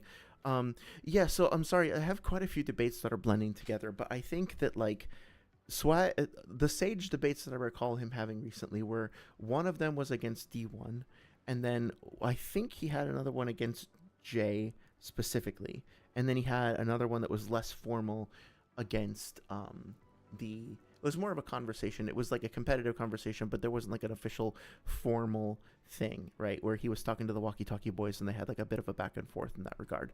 But they have a good rapport anyway, as far as I understand. So they're like, it's much more like friendly, I think. But the one where he had a debate with Jay the Great was the one in which he started reading from, I missed what it was specifically, but it sounded like a university style guide or something, where he was talking about like it was the whole the party on the page thing, right? You remember that? That was the Jay the Great debate, I think. And then the D1 thing was, yeah, like I think the D1 was the first time I heard Sage crack, because he was like, D1, G1, you just fucked your own ass, sir. And I was like, damn, okay, the claws are coming out tonight. Dr. Strangle says, I think Kaguya moves dimensions, and anything more is not actually supported by any of the series, be it manga, anime, or novels. Yeah, that's probably fair. I mean, like, I think that it's confusing, right? Because we do have this statement in the data book that doesn't seem like crazy, that says that she's moving, like she's summoning her dimensions or whatever, or like she spins dimensions as she pleases, and then Kakashi uses, among other phrases, but he does use the phrase summon a dimension. So, and I think it doesn't, like we talked about this on stream before, right? But it doesn't make sense to me that all she's doing is just teleporting people to another dimension, because like it doesn't make sense that that Zetsu would be like, hey, that's such an expensive jutsu, you shouldn't really be doing that unless it's an emergency, right? If she's just teleporting like a handful of people to some other place, it only really makes sense that like we get the statements of like nobody else can do this except for Kaguya because she has just like such an enormous, ridiculous amount of chakra, right? It only makes sense if she's doing something on like that massive scale of like summoning a dimension or moving objects on like a godlike scale. I think it would just be very silly and contrary to her narrative portrayal as a god for her to just be like nudging people around. But also I think that to be honest, the series doesn't give us enough of a robust explanation of like, okay, well, if she's summoning a dimension to their location, then like where does the rest of the Naruto universe go? And so like at that point, when we start to introduce these, okay, well, like clearly they physically shove the entire universe out of the way, so they're universal. It's like, no, okay, I get it. Like we're trying to fill in gaps with whatever we consider to be the most reasonable. But to me, it's like that's a massive leap, and it's attempting to put the fucking what is it, the round peg in the square hole, or vice versa. I never remember what the right way is to say it, but it doesn't fit, right? We're trying to put power scaling terms into a place where they don't belong, in my opinion. I think Kage moves dimensions. Yeah. Saria says it was funny having her annoyed at me for not coming to bed because I was playing Bayonetta. I was laughing about cosmology, and she was just staring at me like, "Bitch, please come to bed." That's fair. Dude, the ending fight, not to spoil anything about Bayonetta, is like fucking amazing. Um, but yeah, I was the same. Honestly, like I had kind of an addictive tendency towards like certain bosses when fighting Dark Souls bosses, and my previous partner was sometimes a little irritated. Like she had her ways of basically being like, that controller is going away right now. Come here, we're going to bed right now. Like she was able to kind of break me out of it. But yeah, I totally understand what it's like to get fully immersed in something and be like, no, no, you don't understand. I have to be Demon of Patron. I'm only in my 4th hour. I can do this. I just need 4 more hours. Like it's 2 o'clock. You're coming to bed now. Um, let's see. Um, D1 kind of low diff stage in terms of just arguments. Yeah, that's the thing. I have to go back and listen to that. But I remember at the time my reaction was like, if D1 would just calm the fuck down and stop like being so aggressive and doing that thing where he tries to say as many words as possible per second, then he was like weirdly slandering like retail workers. He was like, "You working at McDonald's looking ass bitch. You like fucking working at the counter at Walmart bitch." Like it's just being like really low key throwing shade at retail for some reason. But if he was actually not doing that, like he made good arguments, he had good counters, he could have won that debate. He just like fucking spiraled out of control. I genuinely at this point when I hear shit like that, I'm just like worry about people. Like that's not the way that people who are doing okay tend to act, right? Like I just like I'm just concerned. Like what's going on? Like what happened to you today that you feel like that's the way you need to act, right? And I realize that probably sounds like extremely condescending. I don't mean it to be. I don't mean to be judgmental, but I'd like to just try to understand where that comes from because it's so unnecessary and like he could have won, but I would never give him a victory. Yeah, I guess I'm one of those people who's like maybe in the minority where I would if I ever judged a debate or moderated a debate, I would have pretty strict requirements for disqualifying people based on conduct. Like you start acting homophobic, that's a DQ. Like you start like threatening or being aggressive towards or just constantly talking over your opponent, that's a DQ, right? Like it's like if you can't treat each other better than like people fighting on a middle school playground, then you don't. Actually, it's something I respect. The Sage said in that debate was like, if you're not going to do X, Y, or Z, if you can't agree to these terms, then you don't deserve to debate me. And yeah, it's kind of arrogant thing to say, but when you break it down, like yeah, Sage is, or anybody else is spending their time in like dedicating their time, taking time away from their life to engage with you, hopefully in good faith. And if you can't treat them with a modicum of respect, then you have to consider, if somebody isn't treating you with that respect, you have to consider like they're potentially benefiting from this too because they have an audience. So I am bringing my my skills, my expertise, my value as a performer or creator or whatever to this arena that's benefiting somebody else. Why do they deserve that? And I hate to think about it in terms of that. We shouldn't have to, right? We should all be part of the same pool. I think like if somebody asked me to collab with them on a YouTube video, I would feel very shitty if my first response was, well, why do you deserve my time? Why do you deserve my acumen and my skills? Like, what a douchey thing to say. But, like, if, I don't know, if Key or Noodles or somebody like that was like, hey, do you want to make a video together? I'd be like, why the fuck would I? Like, what am I going to get out of this? And I feel like I get forced into being more cynical and being like, I guess maybe not cynical, but more protective of my time and of my brand and of my however you want to phrase it, because yeah, there were people who are just not going to respect you, treat you as equals, and are going to basically harvest whatever they can from your presence and performance. And I actually really respected that Sage said that, like, you don't deserve my time if this is the way you're going to treat me. Like, yeah, very astute and very succinct way of saying shut the fuck up. Next, you know. So Dr. Strangle says, "Dang, you just lost my support. I refuse to support anything Gooner related." Wait. What did I? Oh, the it's okay. There are actually positive ways of gooning, believe it or not. It's just I think that the gooner the gooning needs to be channeled and shared in order to for you to get the most out of it. But yeah, I am it feels weird to say that term. I feel like I'm too old. Like, what's next? Six plus seven, right, guys? 6 and 7. That's cool to say now, right? Oh.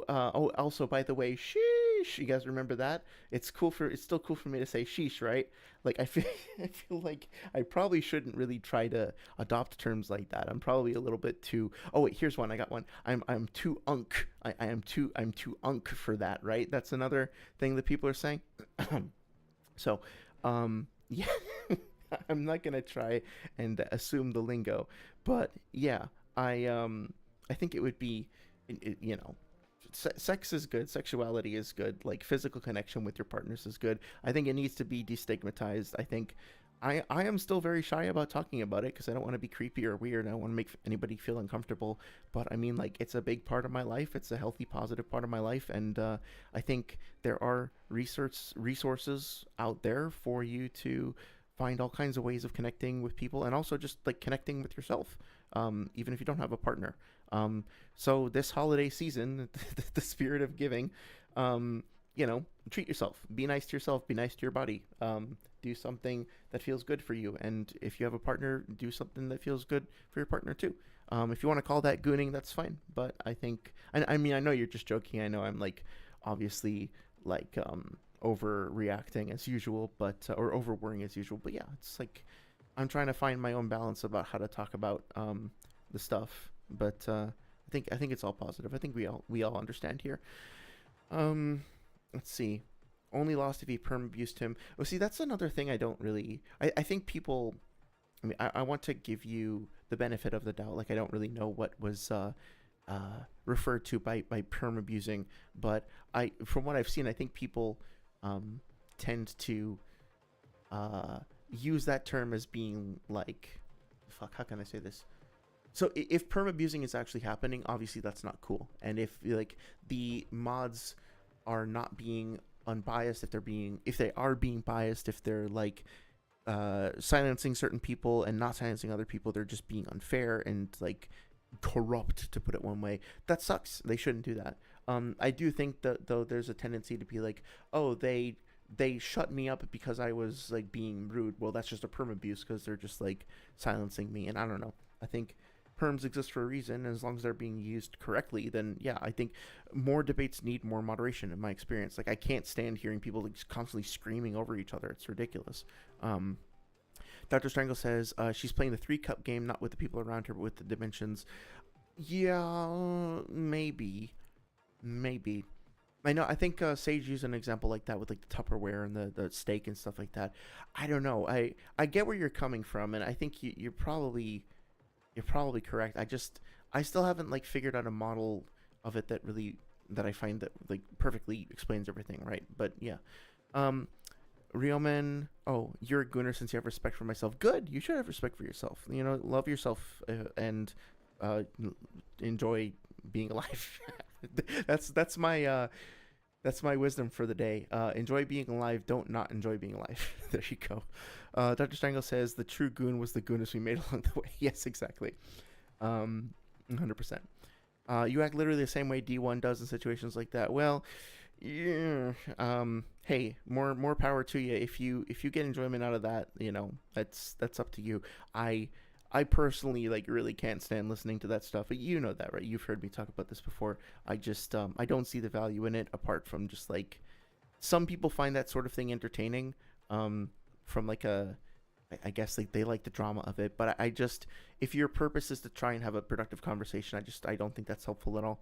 Um, Character is a big part of a debate. Yeah, exactly. And like some people like the character of a clown, of a loud, annoying clown who throws poo poo around like a monkey at a zoo. But I mean, it's I don't know.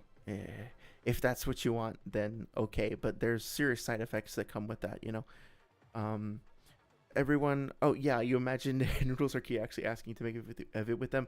I mean, like, I don't even know what, like the debate that I had with Noodles where he called me a slur and like gaslit me and like was like super shitty to me. It wasn't even a debate. Like I realized that part of that was my well, it wasn't supposed to be a debate, right? It's just like I wanted to come. I was a fan, like I was a little fanboy, and I wanted to come and just have a conversation and just chill and like resolve a disagreement or something. And it turned into this huge fucking thing. So I don't think, for whatever reason, like I'm trying not even to point fingers or point blame. For whatever reason, the way that our brains work, the two of us are just not going to be able to like spend more than 10 minutes around each other without fighting. Like we just like I can't stand his bullshit, and he obviously just like the way that he interacts is like toxic, and I don't find that amusing. So there's and he also just like doesn't like being challenged beyond a certain point, so it's not gonna work. Key, I don't know, like I don't know him well enough to be able to say whether or not we could collaborate. I'd like to think so, but I this is one of those situations where I'm like I don't know. He has an agenda that he is committed to, and I don't work like that, and so I don't see how we could like. I'd like to think that we could all be a big happy family and make a big collab together. I literally don't know how it would be fucking physically possible to do it though. Like I'm racking my brain here. As Dr. Strangle said, I think everyone should have the stance of if you refuse to have a respectable debate, then I won't do myself the disrespect of engaging in this. Yes, that's a beautiful way of putting it. I 100% agree. Ryoman says, I prefer debates with insults, otherwise I have too much empathy for my opponent. Well, that's a good thing, though. You should have empathy, right? Like, I think it's important to try to find a balance between, like, being too soft or whatever. Like, you need to advocate for yourself. You need to stand up. And this is a mistake that I make. Like, this is why I don't think I would ever really be a, a good debater, because in my head, like, when I've, like prepped for debate or like rehearsed or whatever, or imagined myself having a debate with somebody, the moment I actually start talking to them, I immediately get much more conciliatory.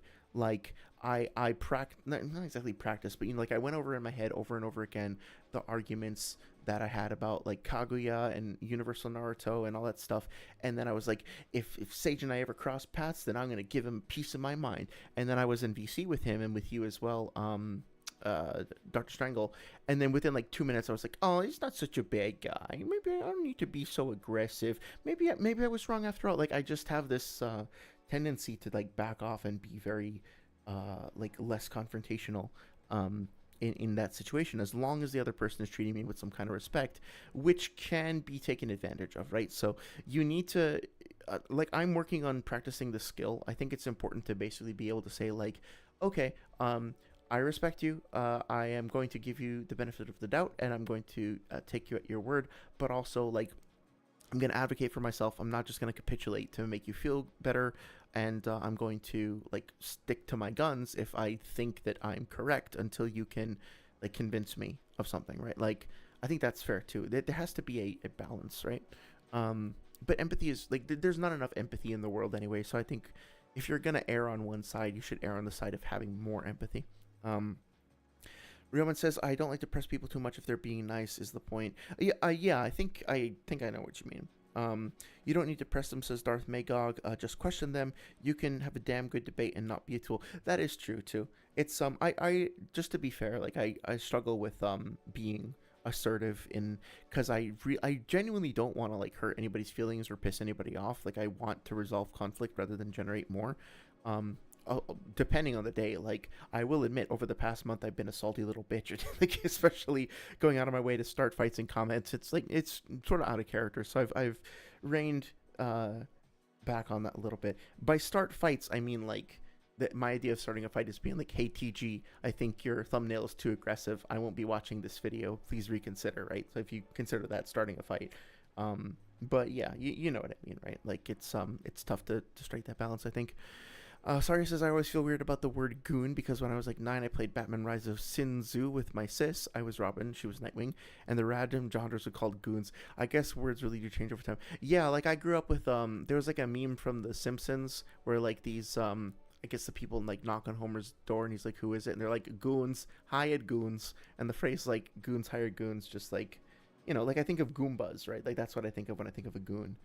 I have no idea where the term gooning actually comes from, um, but I guess it's like it comes from like the same wheelhouse as simping, right? It's just one of those things where words are constantly mutating and changing. So I wonder how long it'll last. Um, Ryoman says, at a certain point, questioning means pressing. If you can't recognize that, then I'm concerned about your level of empathy. I think that you're being a little spicy there, but like, I think yeah, we're still talking about the same stuff, right? Is like, how do you strike that balance between assertiveness and defending your position, but also not being like aggressive or hostile? And it can be challenging to do that, right? Darth Magog says, I have empathy, but I still want the information. Yeah, I think that's a great way of putting it. Oh, you also said you can certainly separate the argument and the person, never stop questioning. Yeah, that's funny. I don't know if it's correct Latin or whatever, but my yearbook quote was "semper dubita omnia," because I think having a incessant, polite, healthy, skeptical inquiry towards all things or most things anyway in life, just continuing to ask questions, continuing to be open to things is extremely like positive. Sorry, I'm a little out of order here. Good that you agree. Not sure what that's referring to. Darth Magog says, is challenging an idea unempathetic? I wouldn't think that. I don't think challenging an idea is unempathetic, no. I'm guessing you're talking to Ryomen, though. Ryomen says, it's already too late for you. What do you mean? What do you mean by that? Darth Magog says, no, I'm curious, lay it on me. Oh, it sounds, Ryomen, just so you know, like, if I'm pushing back on this, like, I'm not attacking you or anything. Like, you're welcome to have a friendly back and forth, and you're welcome to challenge me on any of the stuff that I mention as well. Like, we might disagree, but that doesn't mean like I'm attacking you as a person, right? So I hope you'll feel free to share your disagreements. Just try to be respectful. Like, this is a chill community. We're all like on the same side here, right? So Darth Magog says you can't mathematically demonstrate that. Man, the extent to which the phrase like prove that has crept into my positive to my outside life outside of streaming is actually becoming a fucking problem.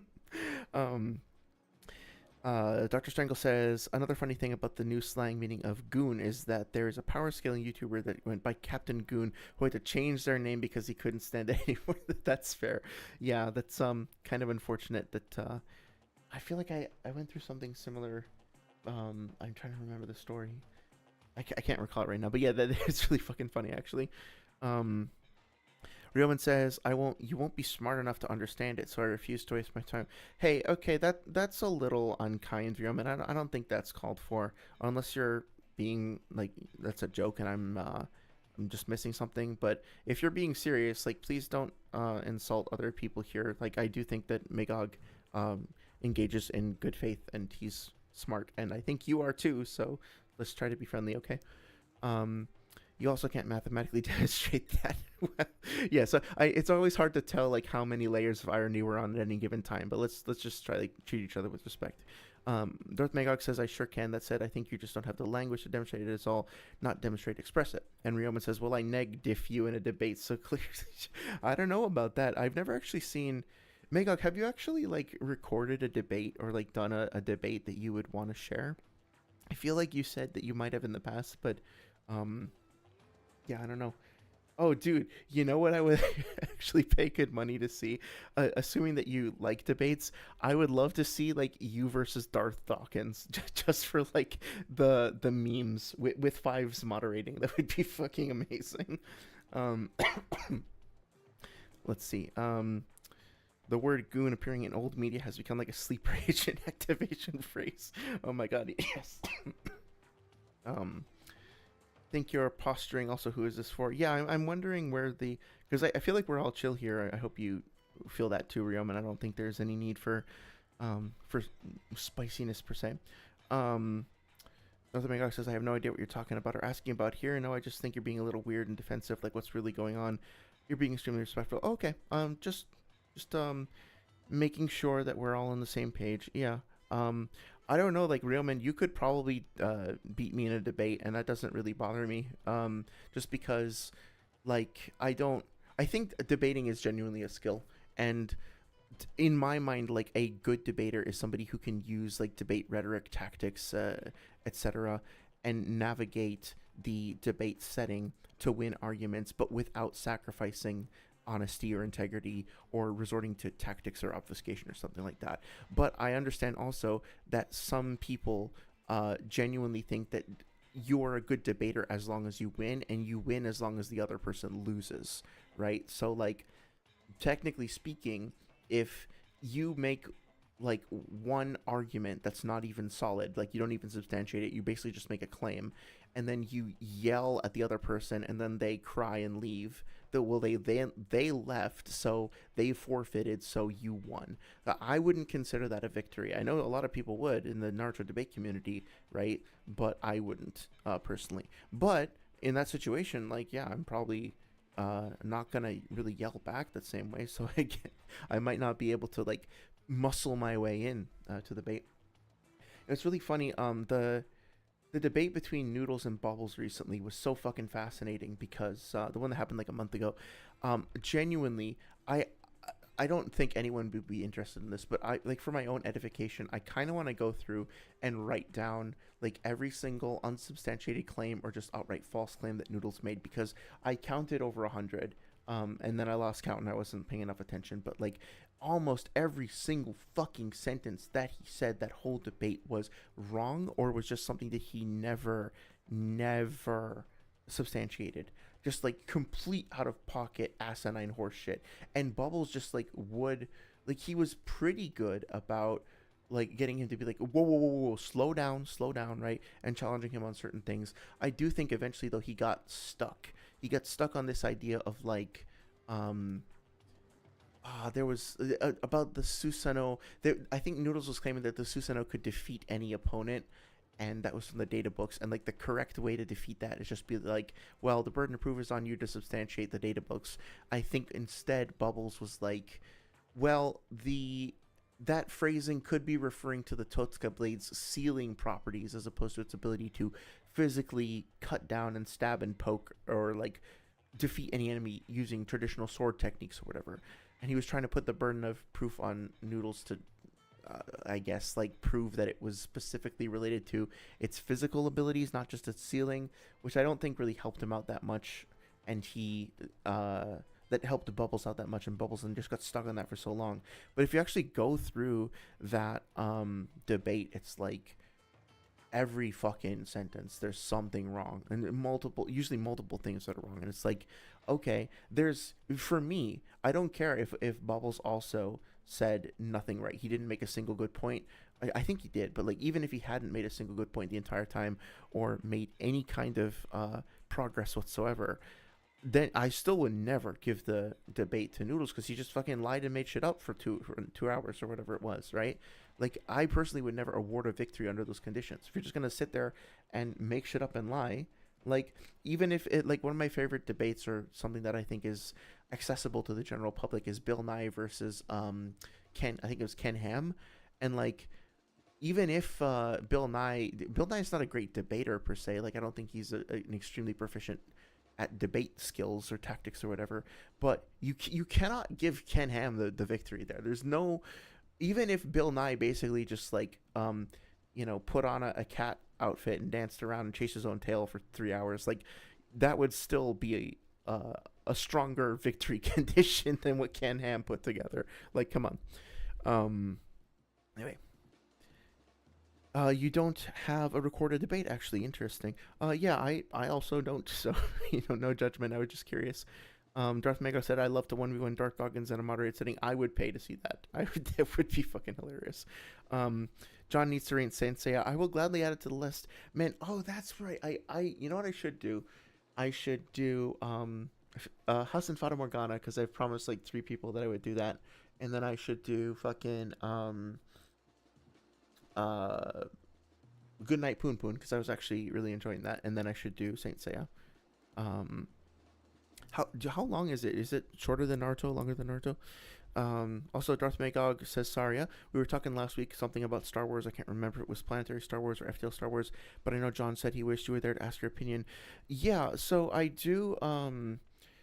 I I don't remember for sure about the planetary stuff. I know what you're talking about. I don't remember what I said, but I did mention you a couple times during the Game Awards because there's a couple new games that were announced that were like pod racing games, I think, that are like Star Wars racing games that are coming out. And then there was like a Knights of the Old Republic game that is announced as well. And I was like, "Ooh, dude, I'd love to see like Mego's reaction to the shit." So I'd be curious if you have any thoughts about that. Um, yeah, and then we were talking about uh something about like Star Wars Lightspeed travel. I just can't remember what it was, but yeah, you're right. Sorry. Vader is FTL. I don't know. I don't know about that. I'll leave that to the Sith Lords in the room. Um, Yoda versus Anakin.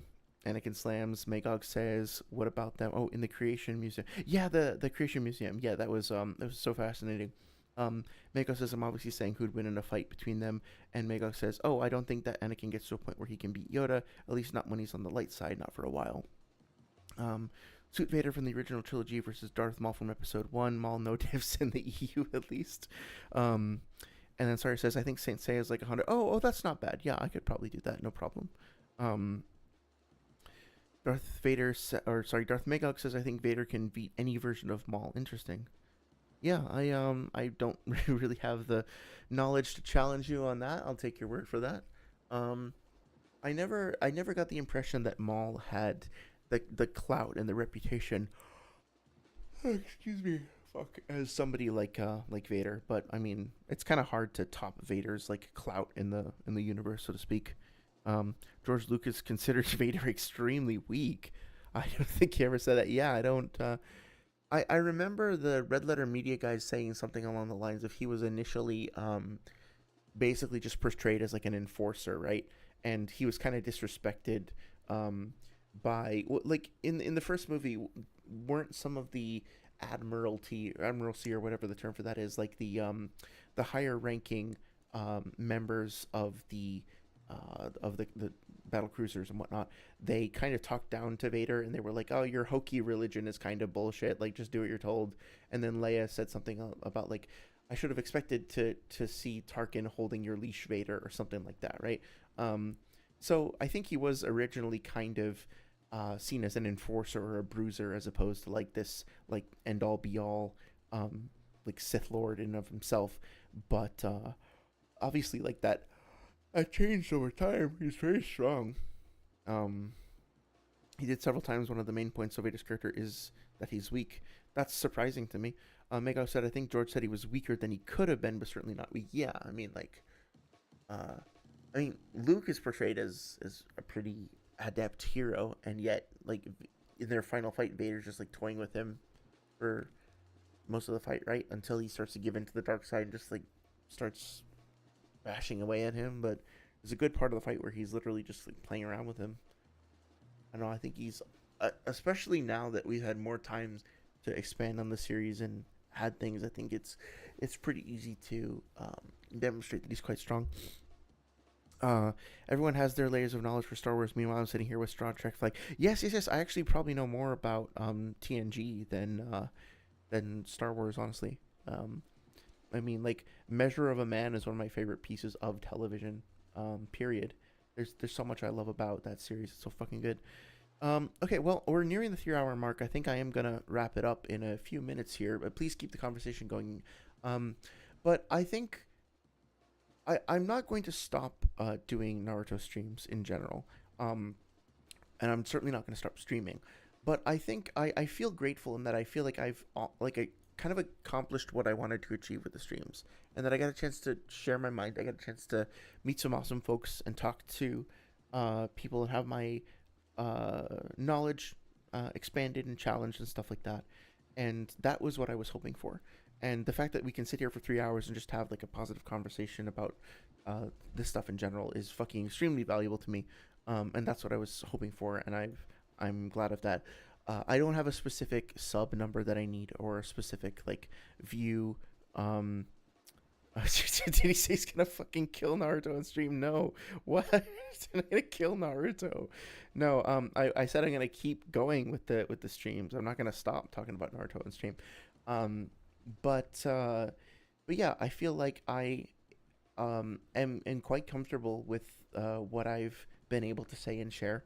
I want to continue to find ways to contribute to the community and specifically to, you know, share positive knowledge if I can and correct misconceptions. I think I'm going to divert some of my energy towards making scripted videos.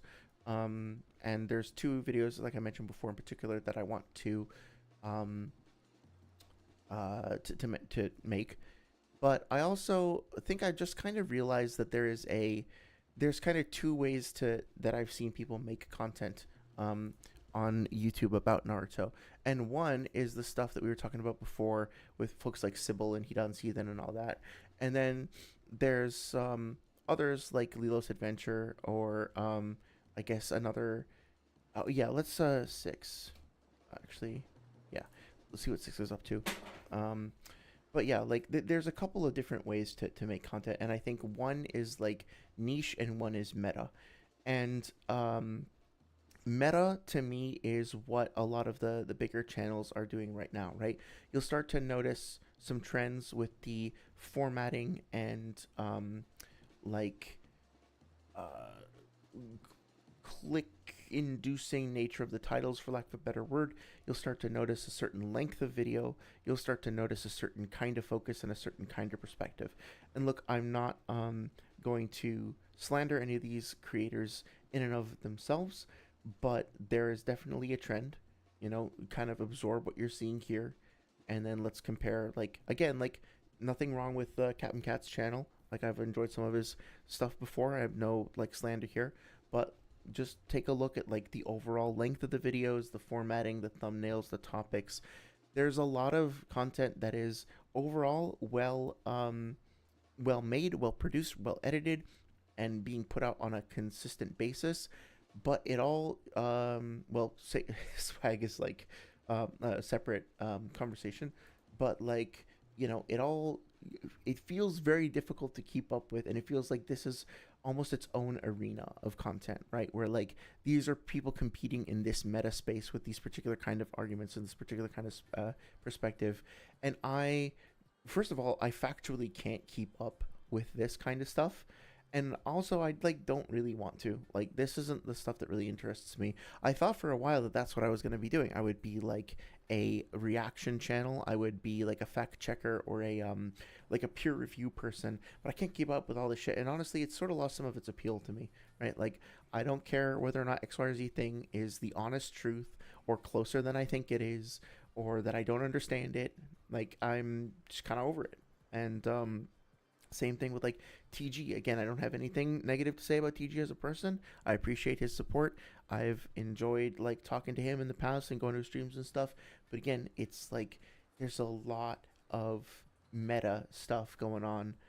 Same thing with Sage, right? It's kind of, no offense, but it's kind of hard to differentiate some of this content. And I don't want my brand or my content or whatever to just be about like nitpicking other people's shit. So I'm gonna try to move into like more creating some of my own stuff, and more like building some of my own like shorts and things like that, and putting forward arguments of my own as opposed to just like trying to be in this arena, like nudging people around and like being like, well, you don't have a good thumbnail. I don't like this thumbnail. Well, I did like 42 minutes and 66 seconds into this video. You said so. You used the wrong name of the jutsu, like I've been doing. Like there's a limit to how useful that shit actually is in the community. So, that being said, I am grateful to a certain extent to even the folks that I've disagreed with, because I've always learned something from it.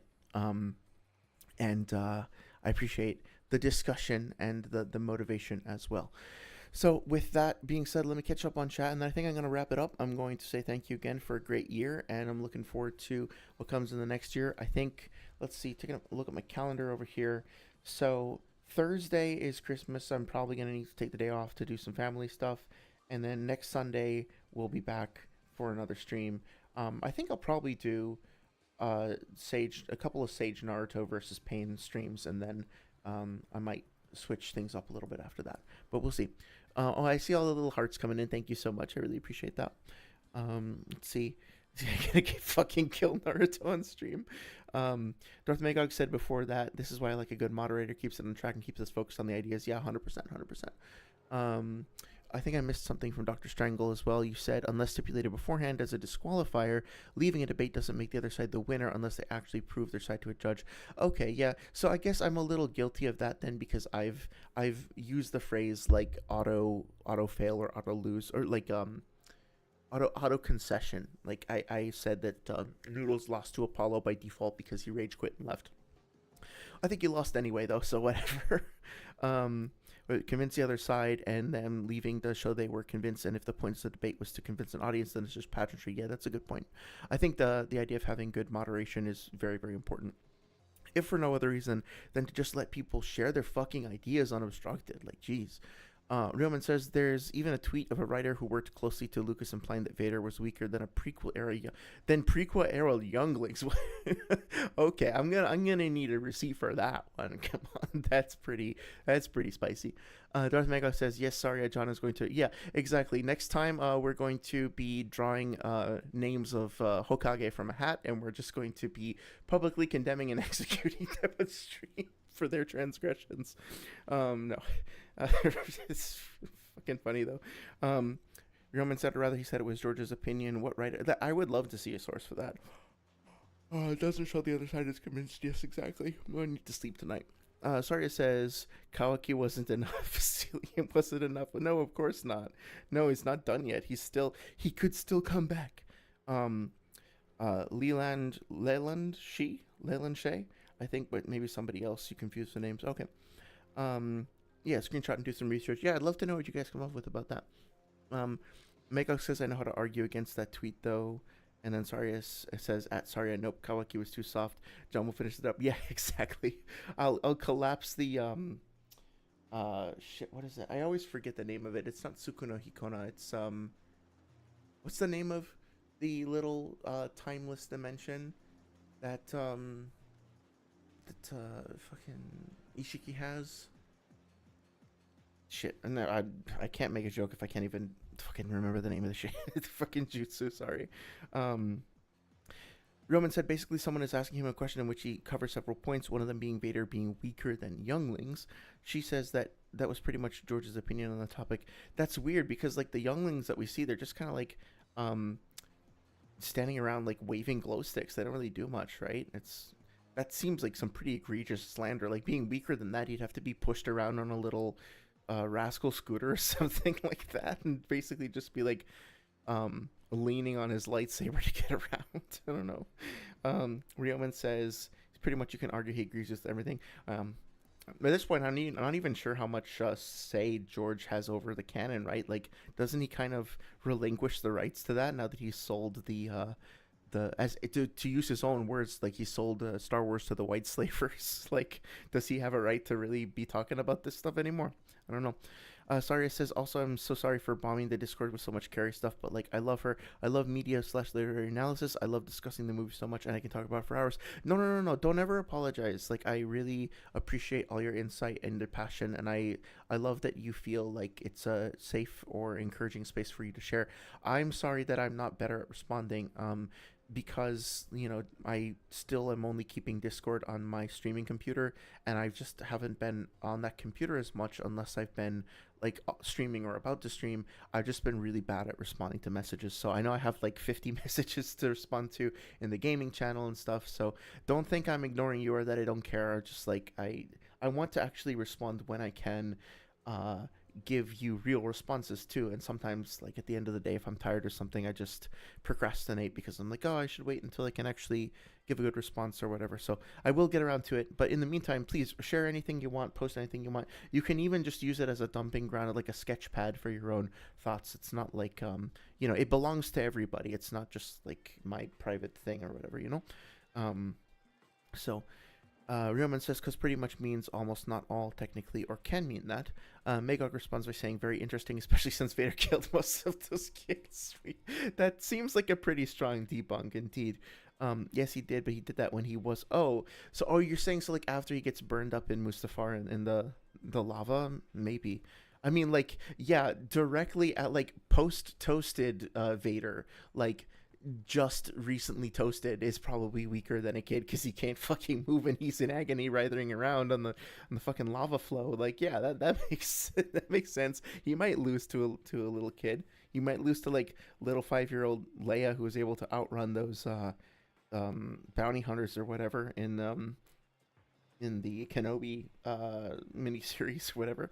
Um, Sorry says I'm saying sorry, but I'm going to keep doing it. Yes, good, good. I would expect nothing less because I enjoy getting to talk about things I enjoy without someone having to let me know they don't read books and are scared of paragraphs. Yes, of course. I hope you will continue doing so. Dr. Strangle said, I hate how leaving out a T after can completely change the meaning of a sentence. Sorry, not sorry. Yes, exactly. Yeah, language is fickle and English is a meme.